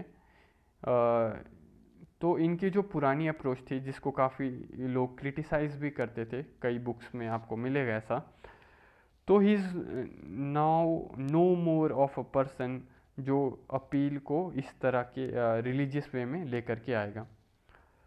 तो इसी होम रूल के समय पर इन्होंने फिर से स्वराज की भी मांग की थी। इन्होंने कहा था कि swaraj is my birth right and I shall achieve it but via in the form of home rule. ये स्वराज अब पुराना स्वराज नहीं है, ये होम रूल का स्वराज है, इसके थ्रू मैं अचीव कर रहा हूँ। तो इस समय पर गांधी जी भी इनको समर्पित थे, क्योंकि Tilak was number 1 leader at that time. तो एट दैट टाइम मॉडरेट्स का भी कोई सोशल बेस तो ख़त्म हो गया था, है ना। और आप देखोगे कि तिलक ने फिर से अपने आप को रिवाइव किया था। एक साइड के ऊपर तिलक होम रूल चला रहे थे और दूसरी साइड के ऊपर एनी बेसेंट होम रूल चला रही थी, ठीक है। वहीं एनी बेसेंट के होम रूल मूवमेंट में 200 से ज़्यादा ब्रांचेज ओपन की गई थी, है ना, अलग अलग जगह पर उतना ज़्यादा स्ट्रक्चरली नहीं हुआ। तो एनी बेसेंट वाला होम रूल, तो उसमें मेंबर्स की ग्रोथ थोड़ी कम होगी अगर हम तिलक वाले से कंपेयर करेंगे। बाकी हम देखेंगे कि एनी बेसेंट पॉलिटिकल एजुकेशन को प्रमोट करेगी, है ना, डिस्कशन को प्रमोट करेगी, लाइब्रेरीज एस्टेब्लिश की जाएंगी जहाँ पर न्यूज़पेपर वगैरह भी पढ़े जाएंगे उन लाइब्रेरीज़ में, सोशल वर्क ऑर्गेनाइज किया जाएगा, है ना, पैम्पलेट्स वगैरह दिए जाएंगे लोगों को। और तो और अब हम देखेंगे कि एनी बेसेंट को यूथ मॉडरेट लीडर्स भी ज्वाइन करेंगे। जो अब यूथ मॉडरेट लीडर्स उभर करके आएंगे वो भी ज्वाइन करेंगे। For example Jawaharlal Nehru join करेंगे, है ना, जवाहरलाल नेहरू भी ज्वाइन करेंगे, बी चक्रवर्ती भी ज्वाइन करेंगे और जे बैनर्जी भी ज्वाइन करेंगे। तो हम देखेंगे यंग मॉडरेट लीडर्स भी आकर के इनको ज्वाइन करने लगेंगे अब। तो जो स्वराज है ना, birth is my birth right and I shall achieve it by any means का जो आइडिया है, उसको हम देखते हैं सबसे ज़्यादा तिलक के द्वारा तो बोला गया था, पर एक्चुअल में तिलक से पहले भी किसी और ने यूज़ किया है ये। उनका नाम आप याद रखना, उनका नाम था जोसेफ बतिस्ता, ठीक है। क्या नाम था? Joseph Baptista. और ये WWE वाले बतिस्ता नहीं है, इनका नाम था जोसेफ बतिस्ता। तो यू विल फाइंड कि इनका नाम है Joseph Baptista and he was an extremist leader, he was from Maharashtra, he was part of the home Rule League only, ठीक है। इन्होंने ये डायलॉग बहुत ही फेमस किया था कि swaraj is my birth right and I shall achieve it by any means. फिर बाद में उसको तिलक महाराज भी यहाँ से अपने उपयोग में लिया था उन्होंने। तो अब जब हम 1916 की बात करते हैं तो 1916 में लखनऊ के अंदर कांग्रेस की मीटिंग होने वाली थी, ठीक है। 1916 में लखनऊ के अंदर कांग्रेस की मीटिंग होने वाली थी लखनऊ में। तो इसको लेकर के होम रूल के कार्यकर्ता बहुत ही एक्टिव थे। इन सबको लग रहा था कि अब कांग्रेस को होम रूल की मांग स्वीकार नहीं करनी चाहिए, क्योंकि अब जो है सॉरी मैंने थोड़ा गलत बोल दिया। इस समय पर होम रूल के कार्यकर्ता बहुत एक्टिव थे। इनको लग रहा था कि अब कांग्रेस को होम रूल की मांग जो है स्वीकार करनी चाहिए, ठीक है। लखनऊ की इम्पोर्टेंस ये है कि मुस्लिम लीग और कांग्रेस दोनों साथ में आएंगे यहाँ पर। अब हुआ क्या था कि मुस्लिम लीग और कांग्रेस साथ में आएंगे, क्योंकि आपको अगर याद होगा तो 1909 में जो है मुस्लिम लीग को सेपरेट इलेक्टोरेट्स मिले थे। और हमने देखा था कि पिछले क्लास में कि मुस्लिम कम्युनिटी को सेपरेट इलेक्टोरेट्स मिले थे और इसको लेकर के कांग्रेस ने इसका विरोध किया था। Congress had never accepted separate electorates given to the Muslim League and Muslim community. तो कांग्रेस, वही कांग्रेस अब 1915-16 तक आते आते अपने ओपिनियन को चेंज कर रही है। तो एक्चुअली 1915 में बॉम्बे में कांग्रेस का एक सेशन हुआ था और इस सेशन के बाजू में ही इनकी और मुस्लिम लीग की चर्चा हुई थी, है ना। तो इन लोगों की चर्चा हुई थी और आखिर में डिसाइड किया गया था कि नेक्स्ट ईयर इकट्ठे होंगे, एक ही जगह पर ऑर्गेनाइज करेंगे, है ना। तो इनके बीच में जो डिफरेंसेस थे वो धीरे धीरे यू विल फाइंड कि अब दूर हो रहे थे। कांग्रेस ने पहली बार 1915-16 के ट्रांजिशन में, खास करके 1916 में मुस्लिम लीग को मिले सेपरेट इलेक्टोरेट्स के लिए कहा था कि हम इसको एक्सेप्ट करते हैं। कांग्रेस ने कहा था कि हम इसका विरोध नहीं करेंगे, let us come on a nationalist front, okay. तो इस तरह से हम देखेंगे कि दोनों नेशनलिस्ट फ्रंट के ऊपर आते हैं, होम रूल के कार्यकर्ता भी यहाँ पर पहुँच चुके थे लखनऊ सेशन में। होम रूल के कार्यकर्ताओं का मानना था कि देखो यहाँ पर मुस्लिम लीग और कांग्रेस तो एक हो ही रही हैं, अगर हम जा कर के इस मीटिंग को डोमिनेट करेंगे तो बहुत फ़ायदा होगा। तो इसका परिणाम यह था कि पूरी भारत से गाड़ियाँ भर भर के होम रूल के कार्यकर्ता यहाँ पर पहुँचने लग गए थे। उस समय पर पूरी की पूरी ट्रेन चलती थी, उसको होम रूल एक्सप्रेस के रूप में पहचानते थे। तो लखनऊ एक्सप्रेस के रूप में भी पहचानते थे, है ना। तो इस तरह से होम रूल स्पेशल ट्रेन करके इसका आइडेंटिफिकेशन होता था, जो चलती थी भर भर के यहाँ के लिए। तो एनी बेसेंट और तिलक ने कहा था कि देखो अपने बंदे होने चाहिए इस सेशन में, क्योंकि पॉलिटिकल मीटिंग्स में क्या होता है, आपको अपने बंदे लेकर के आने पड़ते हैं ना अपने एरिया से। आप प्रूव करना चाहते हो, है ना, कि देखो कांग्रेस में कौन सबसे बड़ा है। तो इस बेसिस के रूप में लखनऊ कांग्रेस में चर्चा हुई थी, गांधी जी भी गए थे, है ना।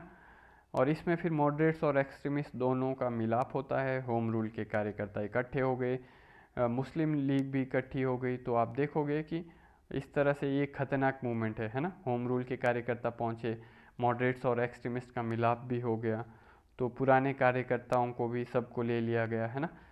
तो इस तरह से मुस्लिम लीग भी इकट्ठी हो गई, लीडरशिप निकल के आ रही है, Lucknow became a very important part. तो अब लखनऊ में मुस्लिम लीग और कांग्रेस के बीच में पैक्ट होता है। ये पैक्ट के बारे में हम थोड़ी देर बाद में चर्चा करेंगे, ओके। तो इस तरह से होम रूल को भी अब स्ट्रेंथ मिलेगी। तो अब हुआ क्या कि तिलक के ऊपर ऑलरेडी इन्होंने, सरकार ने एक बार लेटर भेज करके कंट्रोल करने की कोशिश की थी, पर तिलक महाराज ने इनको फिरकी दे दी थी सरकार को, क्योंकि तिलक को कोर्ट ने छोड़ दिया था। तो सरकार ने बोला कि दूसरा कौन लीडर बाकी है, तो एनी बेसेंट है, बोला, है ना। तो एक काम करो, एनी बेसेंट को पकड़ लो, इसको जेल में डाल दो। 1917 के मिड तक आते आते एनी बेसेंट को जेल में डाल दिया जाता है। 1917 के मिड तक आते आते एनी बेसेंट को जेल में डाल दिया जाता है। तो अब इनका प्लान ये था कि एनी बेसेंट को जेल में डालेंगे, होम रूल मूवमेंट स्टॉप हो जाएगा, पर हुआ उसका उल्टा, okay. After arresting Annie Besant, हर घर से एनी बेसेंट निकल करके आई। तो अभी तक अगर आप समझने की कोशिश करोगे, गिने चुने लोग ही होम रूल लीग के अंदर जुड़ रहे थे। पर अब जून 1917 में जब एनी बेसेंट को अरेस्ट किया गया, तो other leaders also started to join the home rule movement. उन्होंने बोला कि अब तो हम भी जुड़ेंगे, है ना। आप एनी बेसेंट को कैसे पकड़ के रख रहे हो। तो कल तक जो लोग होम रूल को बाहर से सपोर्ट कर रहे थे, वो अब होम रूल मूवमेंट में डायरेक्टली पार्टिसिपेट करने लगे, है ना। हम देखेंगे कि S.N. बनर्जी, ठीक है, हाँ, S.N. बनर्जी जो कि एक मॉडरेट लीडर हुआ करते थे, जो कभी कांग्रेस में इस प्रकार की एक्टिविटीज़ के लिए सपोर्ट नहीं करते थे, अब बोल रहे थे कि मैं भी सपोर्ट करूंगा। हम देखेंगे मदन मोहन मालवीय भी आएंगे, ठीक है। हम देखेंगे कि तिलक की मदद करेंगे वो, है ना। जिन्ना भी हम देखेंगे कि तिलक की मदद कर रहे हैं कोर्ट के रूप में, जिन्ना भी कहेंगे मैं भी जुड़ जाऊंगा, है ना। तो छोटे बड़े नेहरू भी दोनों भी आएंगे, है ना, जवाहरलाल नेहरू और उनके पिता भी, वो भी ज्वाइन करेंगे, बोला हम भी सपोर्ट करेंगे। इस बेसिस के रूप में सरकार जो है फिर बैकफुट पर आ जाएगी। तो इतनी बैकफुट पर आ जाएगी सरकार की, जुलाई 1917 तक आते आते, उसके बाद अगस्त 1917 तक आते आते सरकार को घोषणा करनी पड़ती है लंदन से, ठीक है। लंदन में लॉर्ड मॉन्टेग्यू, जो इस समय पर सेक्रेटरी ऑफ स्टेट था, ठीक है, लॉर्ड मॉन्टेग्यू, तो उसने एक डिक्लेरेशन की कि भाई शांत हो जाओ, शांत हो जाओ, हम भारत के लिए कुछ अच्छा करने वाले हैं। तो यू कैन इमेजिन कि क्या कंडीशन थी उस समय पर, इतनी ख़राब परिस्थिति थी कि एक सिग्नेचर कैंपेन चलाया गया था। ये सिग्नेचर कैंपेन के थ्रू लोगों को मोटिवेट किया गया था कि देखिए हमको क्या करना है सरकार के विरोध में, हम what are we suppose to do against the government. तो इस बेसिस के रूप में होम रूल मूवमेंट की जो घटना बनी, अगस्त 1917 में लॉर्ड मॉन्टेग्यू का फिर स्टेटमेंट आया, और इस स्टेटमेंट के अंदर इन्होंने कहा कि हम आपके लिए बात करने को तैयार हैं, आप ये आंदोलन को रोक दीजिए, आपको भविष्य में होम रूल या सेल्फ गवर्नमेंट में हम कुछ ना कुछ देंगे, ठीक है। तो अभी साथ में वर्ल्ड वॉर 1 भी चल रहा था, तो वो कह रहे हैं फिर कि भाई थोड़ा शांत रहिए। तो मॉन्टेग्यू की स्टेटमेंट के बाद फिर अंग्रेज़ों को जो है एनी बेसेंट को छोड़ना पड़ा, और इस बेसिस के रूप में एनी बेसेंट को 1917 के सितंबर महीने में, मतलब यानी कि 2-3 महीने बाद ही छोड़ दिया जाता है। वह एनी बेसेंट दिसंबर 1917 में कांग्रेस की अध्यक्ष भी बनती हैं। कब? दिसंबर 1917 में वो एनी बेसेंट कांग्रेस की अध्यक्ष बनेंगी। She will become the first women president, ठीक है। She will become the first women president of Congress. विदेशी मूल की अध्यक्ष आपको कांग्रेस के अंदर 2 दफ़ा देखने को मिलेंगी, है ना। एक तो एनी बेसेंट होगी, दूसरी आपको देखने को मिलेंगी नीली सेन गुप्ता आपको देखने को मिलेंगी। ये भी विदेशी ओरिजिन की थी। ये 1933 के अंदर कांग्रेस की अध्यक्ष बनती हैं, और जबकि एनी बेसेंट जो हैं 1917 में कांग्रेस की अध्यक्ष बनेंगी। तो इनकी पॉपुलैरिटी काफ़ी बढ़ गई थी, है ना, एनी बेसेंट की होम रूल मूवमेंट के बाद। पर अब देखेंगे हम कि अब होम रूल मूवमेंट डिक्लाइन में कैसे जाता है। थोड़ी इसकी बात हम कर लेते हैं। Let us see the decline phase of home rule movement. तो देखिए, होम रूल मूवमेंट का डिक्लाइन होना शुरू हुआ अगस्त 1917 से, क्योंकि मॉन्टेग्यू का डिक्लेरेशन जैसे ही हुआ वैसे ही आपको जो मॉडरेट्स थे उनकी फिर जीभ लपलपा गई, क्योंकि इसमें बोला गया था हम आपको सेल्फ गवर्नमेंट देंगे। तो मॉडरेट्स वर लाइक कि अब आंदोलन करेंगे तो फंस जाएंगे, कोई बड़ा आंदोलन करेंगे तो फिर सरकार कहीं वापस ना ले ले ये चीज़, सरकार वरना विदड्रॉ कर देगी, तो ये जो लॉलीपॉप दिया जा रहा था वो ख़त्म हो जाएगा, है ना। तो इस तरह से Tilak Maharaj at that time was of the opinion कि we can continue with passive resistance, है ना। सत्याग्रह आंदोलन करके हम बड़ा बड़ा बायकॉट जो चल रहा है, स्कूल कॉलेजेस का बायकॉट, इंस्टीट्यूशन का बायकॉट, उसको हम कंटिन्यू कर सकते हैं। एनी बेसेंट इस समय पर कंफ्यूज थी, वो क्योंकि एनी बेसेंट भी मेन पर्सनैलिटी थी। तो होगा ये कि एनी बेसेंट कंफ्यूज थी कि अब क्या करें। होगा ये अगस्त 1917 के बाद सरकार ने लॉलीपॉप चालू रखी। जैसे अगस्त 1917 में डिक्लेरेशन किया उन्होंने पहली बार, वैसे ही उसके बाद 1918 के जुलाई महीने तक आते आते सरकार एक रिफॉर्म का डॉक्यूमेंट पब्लिश कर देगी, ठीक है, पहली बार। और उसके बाद इन्होंने कुछ कहा कि भाई देखो हम कुछ ऐसा करने वाले हैं, वो रिफॉर्म का डॉक्यूमेंट पब्लिश करके। तो एक ड्राफ्ट पब्लिश किया इन्होंने। तो जैसे ही ड्राफ्ट आया तो लोगों को समझ में आ रहा था कि भाई ज़ोरदार चीज़ होगी, मॉडरेट्स तो खुश भी हो गए, है ना, कि हाँ भाई कुछ होने वाला है। तो ड्राफ्ट में आप देखोगे तो कुछ सेल्फ गवर्नमेंट की बात की गई थी। इस बेसिस को लेकर के मॉडरेट्स वर लाइक कि वेट करते हैं, अब कोई बड़ा आंदोलन नहीं करना। And Tilak Maharaj was also ready to continue the passive resistance. But Tilak Maharaj का क्या होगा कि उनकी लंदन जाने की शुरुआत हो जाएगी। एक्चुअली तिलक को फंसा दिया गया था। अभी हुआ ये था कि मैंने आपको लास्ट लेक्चर में बताया था कि एक बुक पब्लिश होती है जिसका नाम था इंडियन अनरेस्ट। उस बुक का नाम क्या था? Indian unrest. और उस बुक में तिलक महाराज को कहा गया था as a leader of Indian unrest. किसकी बुक थी ये? ये थी वैलेंटिनो चिरोल की, है ना, की बुक थी ये। तो मैंने बताया था लास्ट लेक्चर में कि इसने तिलक महाराज को कहा था कि you are the father of Indian unrest, आप इंडियन अनरेस्ट के फादर हैं। तो अब तिलक तो भड़क गए इस चीज़ से। उन्होंने कहा कि मैं तुम्हारे अगेंस्ट सूट फाइल करूँगा, I will file a suit against you, कि कैसे तुम मुझे फादर ऑफ इंडियन अनरेस्ट कह सकते हो, क्योंकि तिलक को प्रोवोक किया गया था बाय दिस केस। ओके, क्योंकि वो कोर्ट जहाँ पर तिलक ने केस करना था इसके अगेंस्ट, वो तो लंदन में था, है ना, लंदन में। अगर आपको किसी को डाइवर्ट करना हो तो क्या करते हो? आप उसको कोर्ट कचहरी में फंसा देते हैं।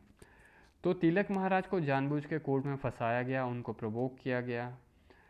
तो इस तरह से तिलक फिर चले गए लंदन। तिलक चले गए लंदन, एनी बेसेंट भारत में कंफ्यूज हो गई कि आगे क्या किया जाए। दूसरा हुआ ये कि सरकार चाहती थी कि ये मूवमेंट ठंडा हो जाए, तो Annie Besant was confuse. Moderates साथ में अकेले तो चला नहीं पा रहे थे, क्योंकि इट वॉज तिलक जो कि मेन सपोर्ट सिस्टम थे। तो तिलक तो लंदन चले गए। तो 1918 के मिड तक आते आते ये आंदोलन स्टॉप हो गया और 1919 के फर्स्ट हाफ में गवर्नमेंट ऑफ इंडिया एक्ट भी आ गया। तो यानी कि जो बचा खुचा लॉलीपॉप था वो भी आ गया 1919 के फर्स्ट हाफ में। तो 1916 में जो आंदोलन की शुरुआत हुई थी वो 1918 के मिड तक चलता है, 2 साल तक, और उसके बाद ख़त्म हो जाता है। और फिर 1919 में गवर्नमेंट ऑफ इंडिया एक्ट आया। तो अगर हम बात करें, असेसमेंट करें हम होम रूल मूवमेंट की कि कितना सक्सेसफुल रहा ये, कितना नहीं रहा, तो अगर हम होम रूल मूवमेंट के पॉजिटिव्स देखें तो एक हमें देखने को मिलता है टाउन और कंट्री के बीच ये लिंक को एस्टेब्लिश कर देगा। क्योंकि अब हम देखेंगे कि अब जो है वो मासेस जो हैं वो पार्टिसिपेट कर रहे थे, क्योंकि ये मूवमेंट जो है गांव तक पहुंच गया था, क्योंकि तिलक ने जो है वर्नैकुलर लैंग्वेज में लोगों के बीच प्रचार किया था और वर्नैकुलर इंस्टीट्यूशंस की बात की थी। इन्होंने कांग्रेस को भी रिफॉर्म करने की बात की थी। तिलक महाराज ने कहा था कि कांग्रेस में लिंग्विस्टिक बेसिस के रूप में कांग्रेस की रचना होनी चाहिए। खैर ये अलग बात है कि कांग्रेस ने माना नहीं था।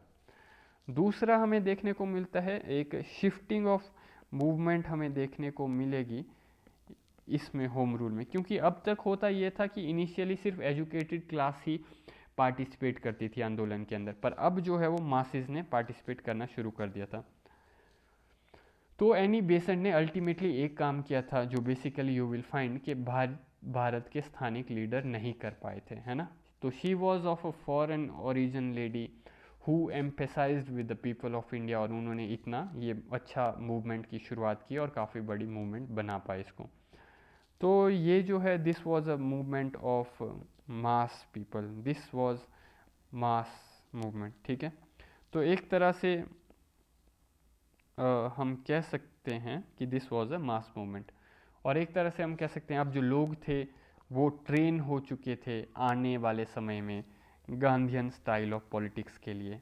It was a kind of training for people for Gandhian style of politics. साथ ही साथ हम होम रूल मूवमेंट की अचीवमेंट के तौर में लखनऊ पैक्ट को भी कह सकते हैं, क्योंकि अब यहाँ पर जो है जो आपका मुस्लिम लीग और कांग्रेस एक साथ आएगी लखनऊ पैक्ट के थ्रू, तो इसको भी हम होम रूल मूवमेंट की अचीवमेंट कह सकते हैं एक तरह से, है ना। बाकी अब हम अगर लखनऊ पैक्ट की बात करें, ठीक है, तो लखनऊ पैक्ट में क्या था। लखनऊ पैक्ट में बेसिकली मैंने आपको बताया कि ये सेपरेट इलेक्टोरेट से जुड़ा हुआ मुद्दा है। मैंने आपको थोड़ी देर पहले बताया था कि सेपरेट इलेक्टोरेट्स को लेकर के क्या स्टोरी थी। 1909 में जब मुस्लिम कम्युनिटी को सेपरेट इलेक्टोरेट्स मिलते हैं, मुस्लिम लीग नाम की जो पॉलिटिकल बॉडी थी वो इसको सपोर्ट करती है। तो उस समय कांग्रेस का स्टैंड क्या था कि हम इसको नहीं मानेंगे, we will not accept it, हम इसको अपोज करते हैं। तो ये कांग्रेस जो है ये 1917 तक आते आते बदलाव कर रही है अपने पॉइंट ऑफ व्यू में। ऐसा क्यों हुआ कि 1916 में ये लखनऊ के अंदर क्यों इसको एक्सेप्ट करती है, उसके पीछे के कारण दो हैं। एक तो मुस्लिम लीग में इंटरनल रिफॉर्म्स होने की शुरुआत हो गई थी, क्योंकि मुस्लिम लीग इनिशियली जब बनी थी तो वो ज़मींदारों की बॉडी थी। It was more of a zamindari organisation, सब नवाब लोग थे, है ना। पर 1914-15 तक आते आते इसमें काफ़ी नेशनलिस्ट यूथ जुड़ गए थे, जो कि पढ़े लिखे मुस्लिम यूथ थे, जिनका विचार था कि खाली और खाली पॉलिटिकल पॉइंट ऑफ व्यू से इस्लाम के ऊपर हम लोगों को काम नहीं करना चाहिए, हम लोगों को देश के लिए भी उसी तरह से सोचना चाहिए। तो कम्युनिटी सेंट्रिक जो सोचना है, इसके साथ साथ कंट्री के लिए भी सोचना है, तो काफ़ी नए यूथ आए थे मुस्लिम लीग के अंदर, है ना। तो देवर क्वाइट मॉडर्न एज वेल, है ना। जिन्ना जैसे लीडर उभर करके आए थे। जिन्ना इनिशियली आप देखोगे तो हमने देखा कि कैसे तिलक का केस लड़ रहे थे, है ना। तो मैं आपको बता रहा था कि जिन्ना भी इनिशियल पीरियड में देखोगे कि देखो आप तिलक का केस लड़ रहे हैं वो, है ना। जबकि आप देखोगे कई ऑथर्स तो तिलक को कहेंगे कि वो घोर हिंदुत्ववादी हैं, है ना। तो इतिहास के ये मार्क्सिस्ट और कॉलोनियल ऑथर तिलक को हिंदुत्ववादी कहते हैं, ठीक है। तो फिर उनका केस जिन्ना क्यों लड़ रहे थे, है ना। तो जिन्ना तो फिर क्योंकि घोर कट्टर है ना। तो ये सब जो होती है ना, देखो दिखाने के लिए होती हैं ये बातें, आप समझ रहे हो। तिलक को तो बहुत ही बदनाम किया गया है लेफ्ट लीनिंग ऑथर्स के द्वारा। कॉलोनियल व्यू से जो इतिहास लिखते हैं तिलक को बस Hindu Hindu Hindu, extremist extremist extremist, ये सब बातें करते हैं उनके बारे में। अगर इतना ही होता तो जिन्ना क्यों उनका केस लड़ते, है ना। जिन्ना जो पहले दादा भाई नारोजी के सेक्रेटरी थे, बाद में मुस्लिम लीग में जा कर के उन्होंने सेपरेट इलेक्टोरेट से चुनाव लड़ा था, ठीक है। जिन्ना उस समय पर मॉडरेट थे, और तिलक भी वैसे मॉडरेट ही थे, उनको बस ऐसे ही बदनाम किया गया। शिवाजी के फेस्टिवल या गणपति फेस्टिवल का इस्तेमाल करके अगर वो लोगों तक अपनी बातें पहुंचा रहे हैं, तो इसका मतलब ये नहीं कि कोई कम्युनिटी को वो किसी को डिग्रेड कर रहे हैं, किसी और कम्युनिटी को वो डिग्रेड थोड़ी ना कर रहे हैं। और हम ये भी देखेंगे, वी विल फाइंड कि जिन्ना उस टाइम में यूथ में मॉडरेट थे। तो 1915 में इनकी जब बॉम्बे में कॉन्फ्रेंस हुई, वहाँ पर इनको लगा कि हम लोगों को एक हो जाना चाहिए। तो कांग्रेस लीडर्स का मानना था कि इससे हमारा सोशल बेस बढ़ेगा।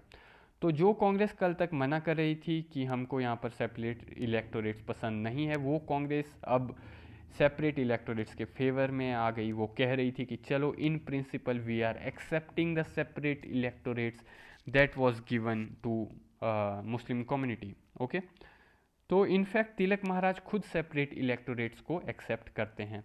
आपको जान के बड़ी हैरानी होगी कि तिलक कहते हैं कि अगर इस चीज़ से हमारे बीच में एक सामाजिक और राजकीय एकता आ सकती है तो there is nothing wrong in that. तो क्योंकि Tilak wanted to expand the social base, तो इसलिए वो भी एक्सेप्ट करते हैं इस चीज़ को। तो 1915 में ही बॉम्बे से ये घटना होनी शुरू हो जाएगी। फिर 1916 में हम देखेंगे कि लखनऊ पैक्ट में मुस्लिम लीग और कांग्रेस का जो जॉइंट सेशन होगा, तो उसमें ये लोग एक साथ हो जाएंगे। फिर मुसलमानों को ये भी लग रहा था कि उनको ठगा गया था 1909 में जो उनको सेपरेट इलेक्टोरेट्स मिले, पर बाद में 1911 में बंगाल का पार्टीशन रद्द किया गया था, है ना। तो उनको ये समझ में आ गया था कि कैसे उनको ठगा गया था, how we were fooled by British. तो आगे आप देखे होंगे कि अलीगढ़ जैसी संस्था जब बन के आई थी, तो अलीगढ़ को एफिलिएशन नहीं दिया था अंग्रेज़ों ने। मुसलमानों को अब ये समझ में आ गया था कि अलीगढ़ को ज़मीन किसने दी थी। It was not the British who had given the land to Aligarh, it was Mahendra Pratap who gave land to Aligarh. तो अलीगढ़ को एफिलिएशन देने से मना किया था लॉर्ड हार्डिंग ने। लॉर्ड हार्डिंग ने कहा था मैं इसको एफिलिएशन नहीं दूंगा, यूनिवर्सिटी का दर्जा नहीं दूंगा, तुमको जो करना है करो। तो काफ़ी सारे नेशनलिस्ट मुस्लिम थे जिनको ये चीज़ें समझ में आ रही थी कि देखो जो सरकार कर रही है वो गलत है। तो बाकी कांग्रेस से बेसिकली मुस्लिम लीग कहेगी कि कांग्रेस से बेसिकली हमारे मतभेद हैं, उसका मतलब ये नहीं कि हम एक नहीं हो सकते। कांग्रेस को भी ये रियलाइजेशन था कि इससे सोशल बेस बढ़ सकता है, तो सोशल पॉलिटिकल बेस के कंसोलिडेशन में इन्होंने ये लखनऊ पैक्ट किया, जो कांग्रेस पहले मना कर रही थी अब वो एक्सेप्ट कर रही है। Okay, we are ready to accept separate electorates. इससे दो फायदे हुए, एक तो पहला सोशल बेस बढ़ गया, और दूसरा माइनॉरिटी का जो फियर था वो डर खत्म हो गया।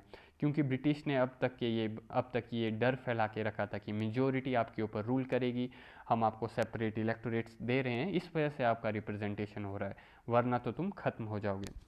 तो इस तरह से ये दोनों एक हो गए, मुस्लिम लीग और कांग्रेस। इसका इमीडिएट इम्पैक्ट हमें देखने को मिलेगा 1919 में, जब ये खिलाफत मूवमेंट होगा या फिर रॉलेट मूवमेंट होगा। इसमें हम देखेंगे कि बेसिकली मुस्लिम पार्टिसिपेशन हमें काफ़ी ज़्यादा देखने को मिलेगी। तो पर हमें ये भी देखना होगा कि जितनी इसकी पॉजिटिव इम्पैक्ट है ना, उतनी ही इसकी नेगेटिव इम्पैक्ट भी है काफ़ी, ठीक है।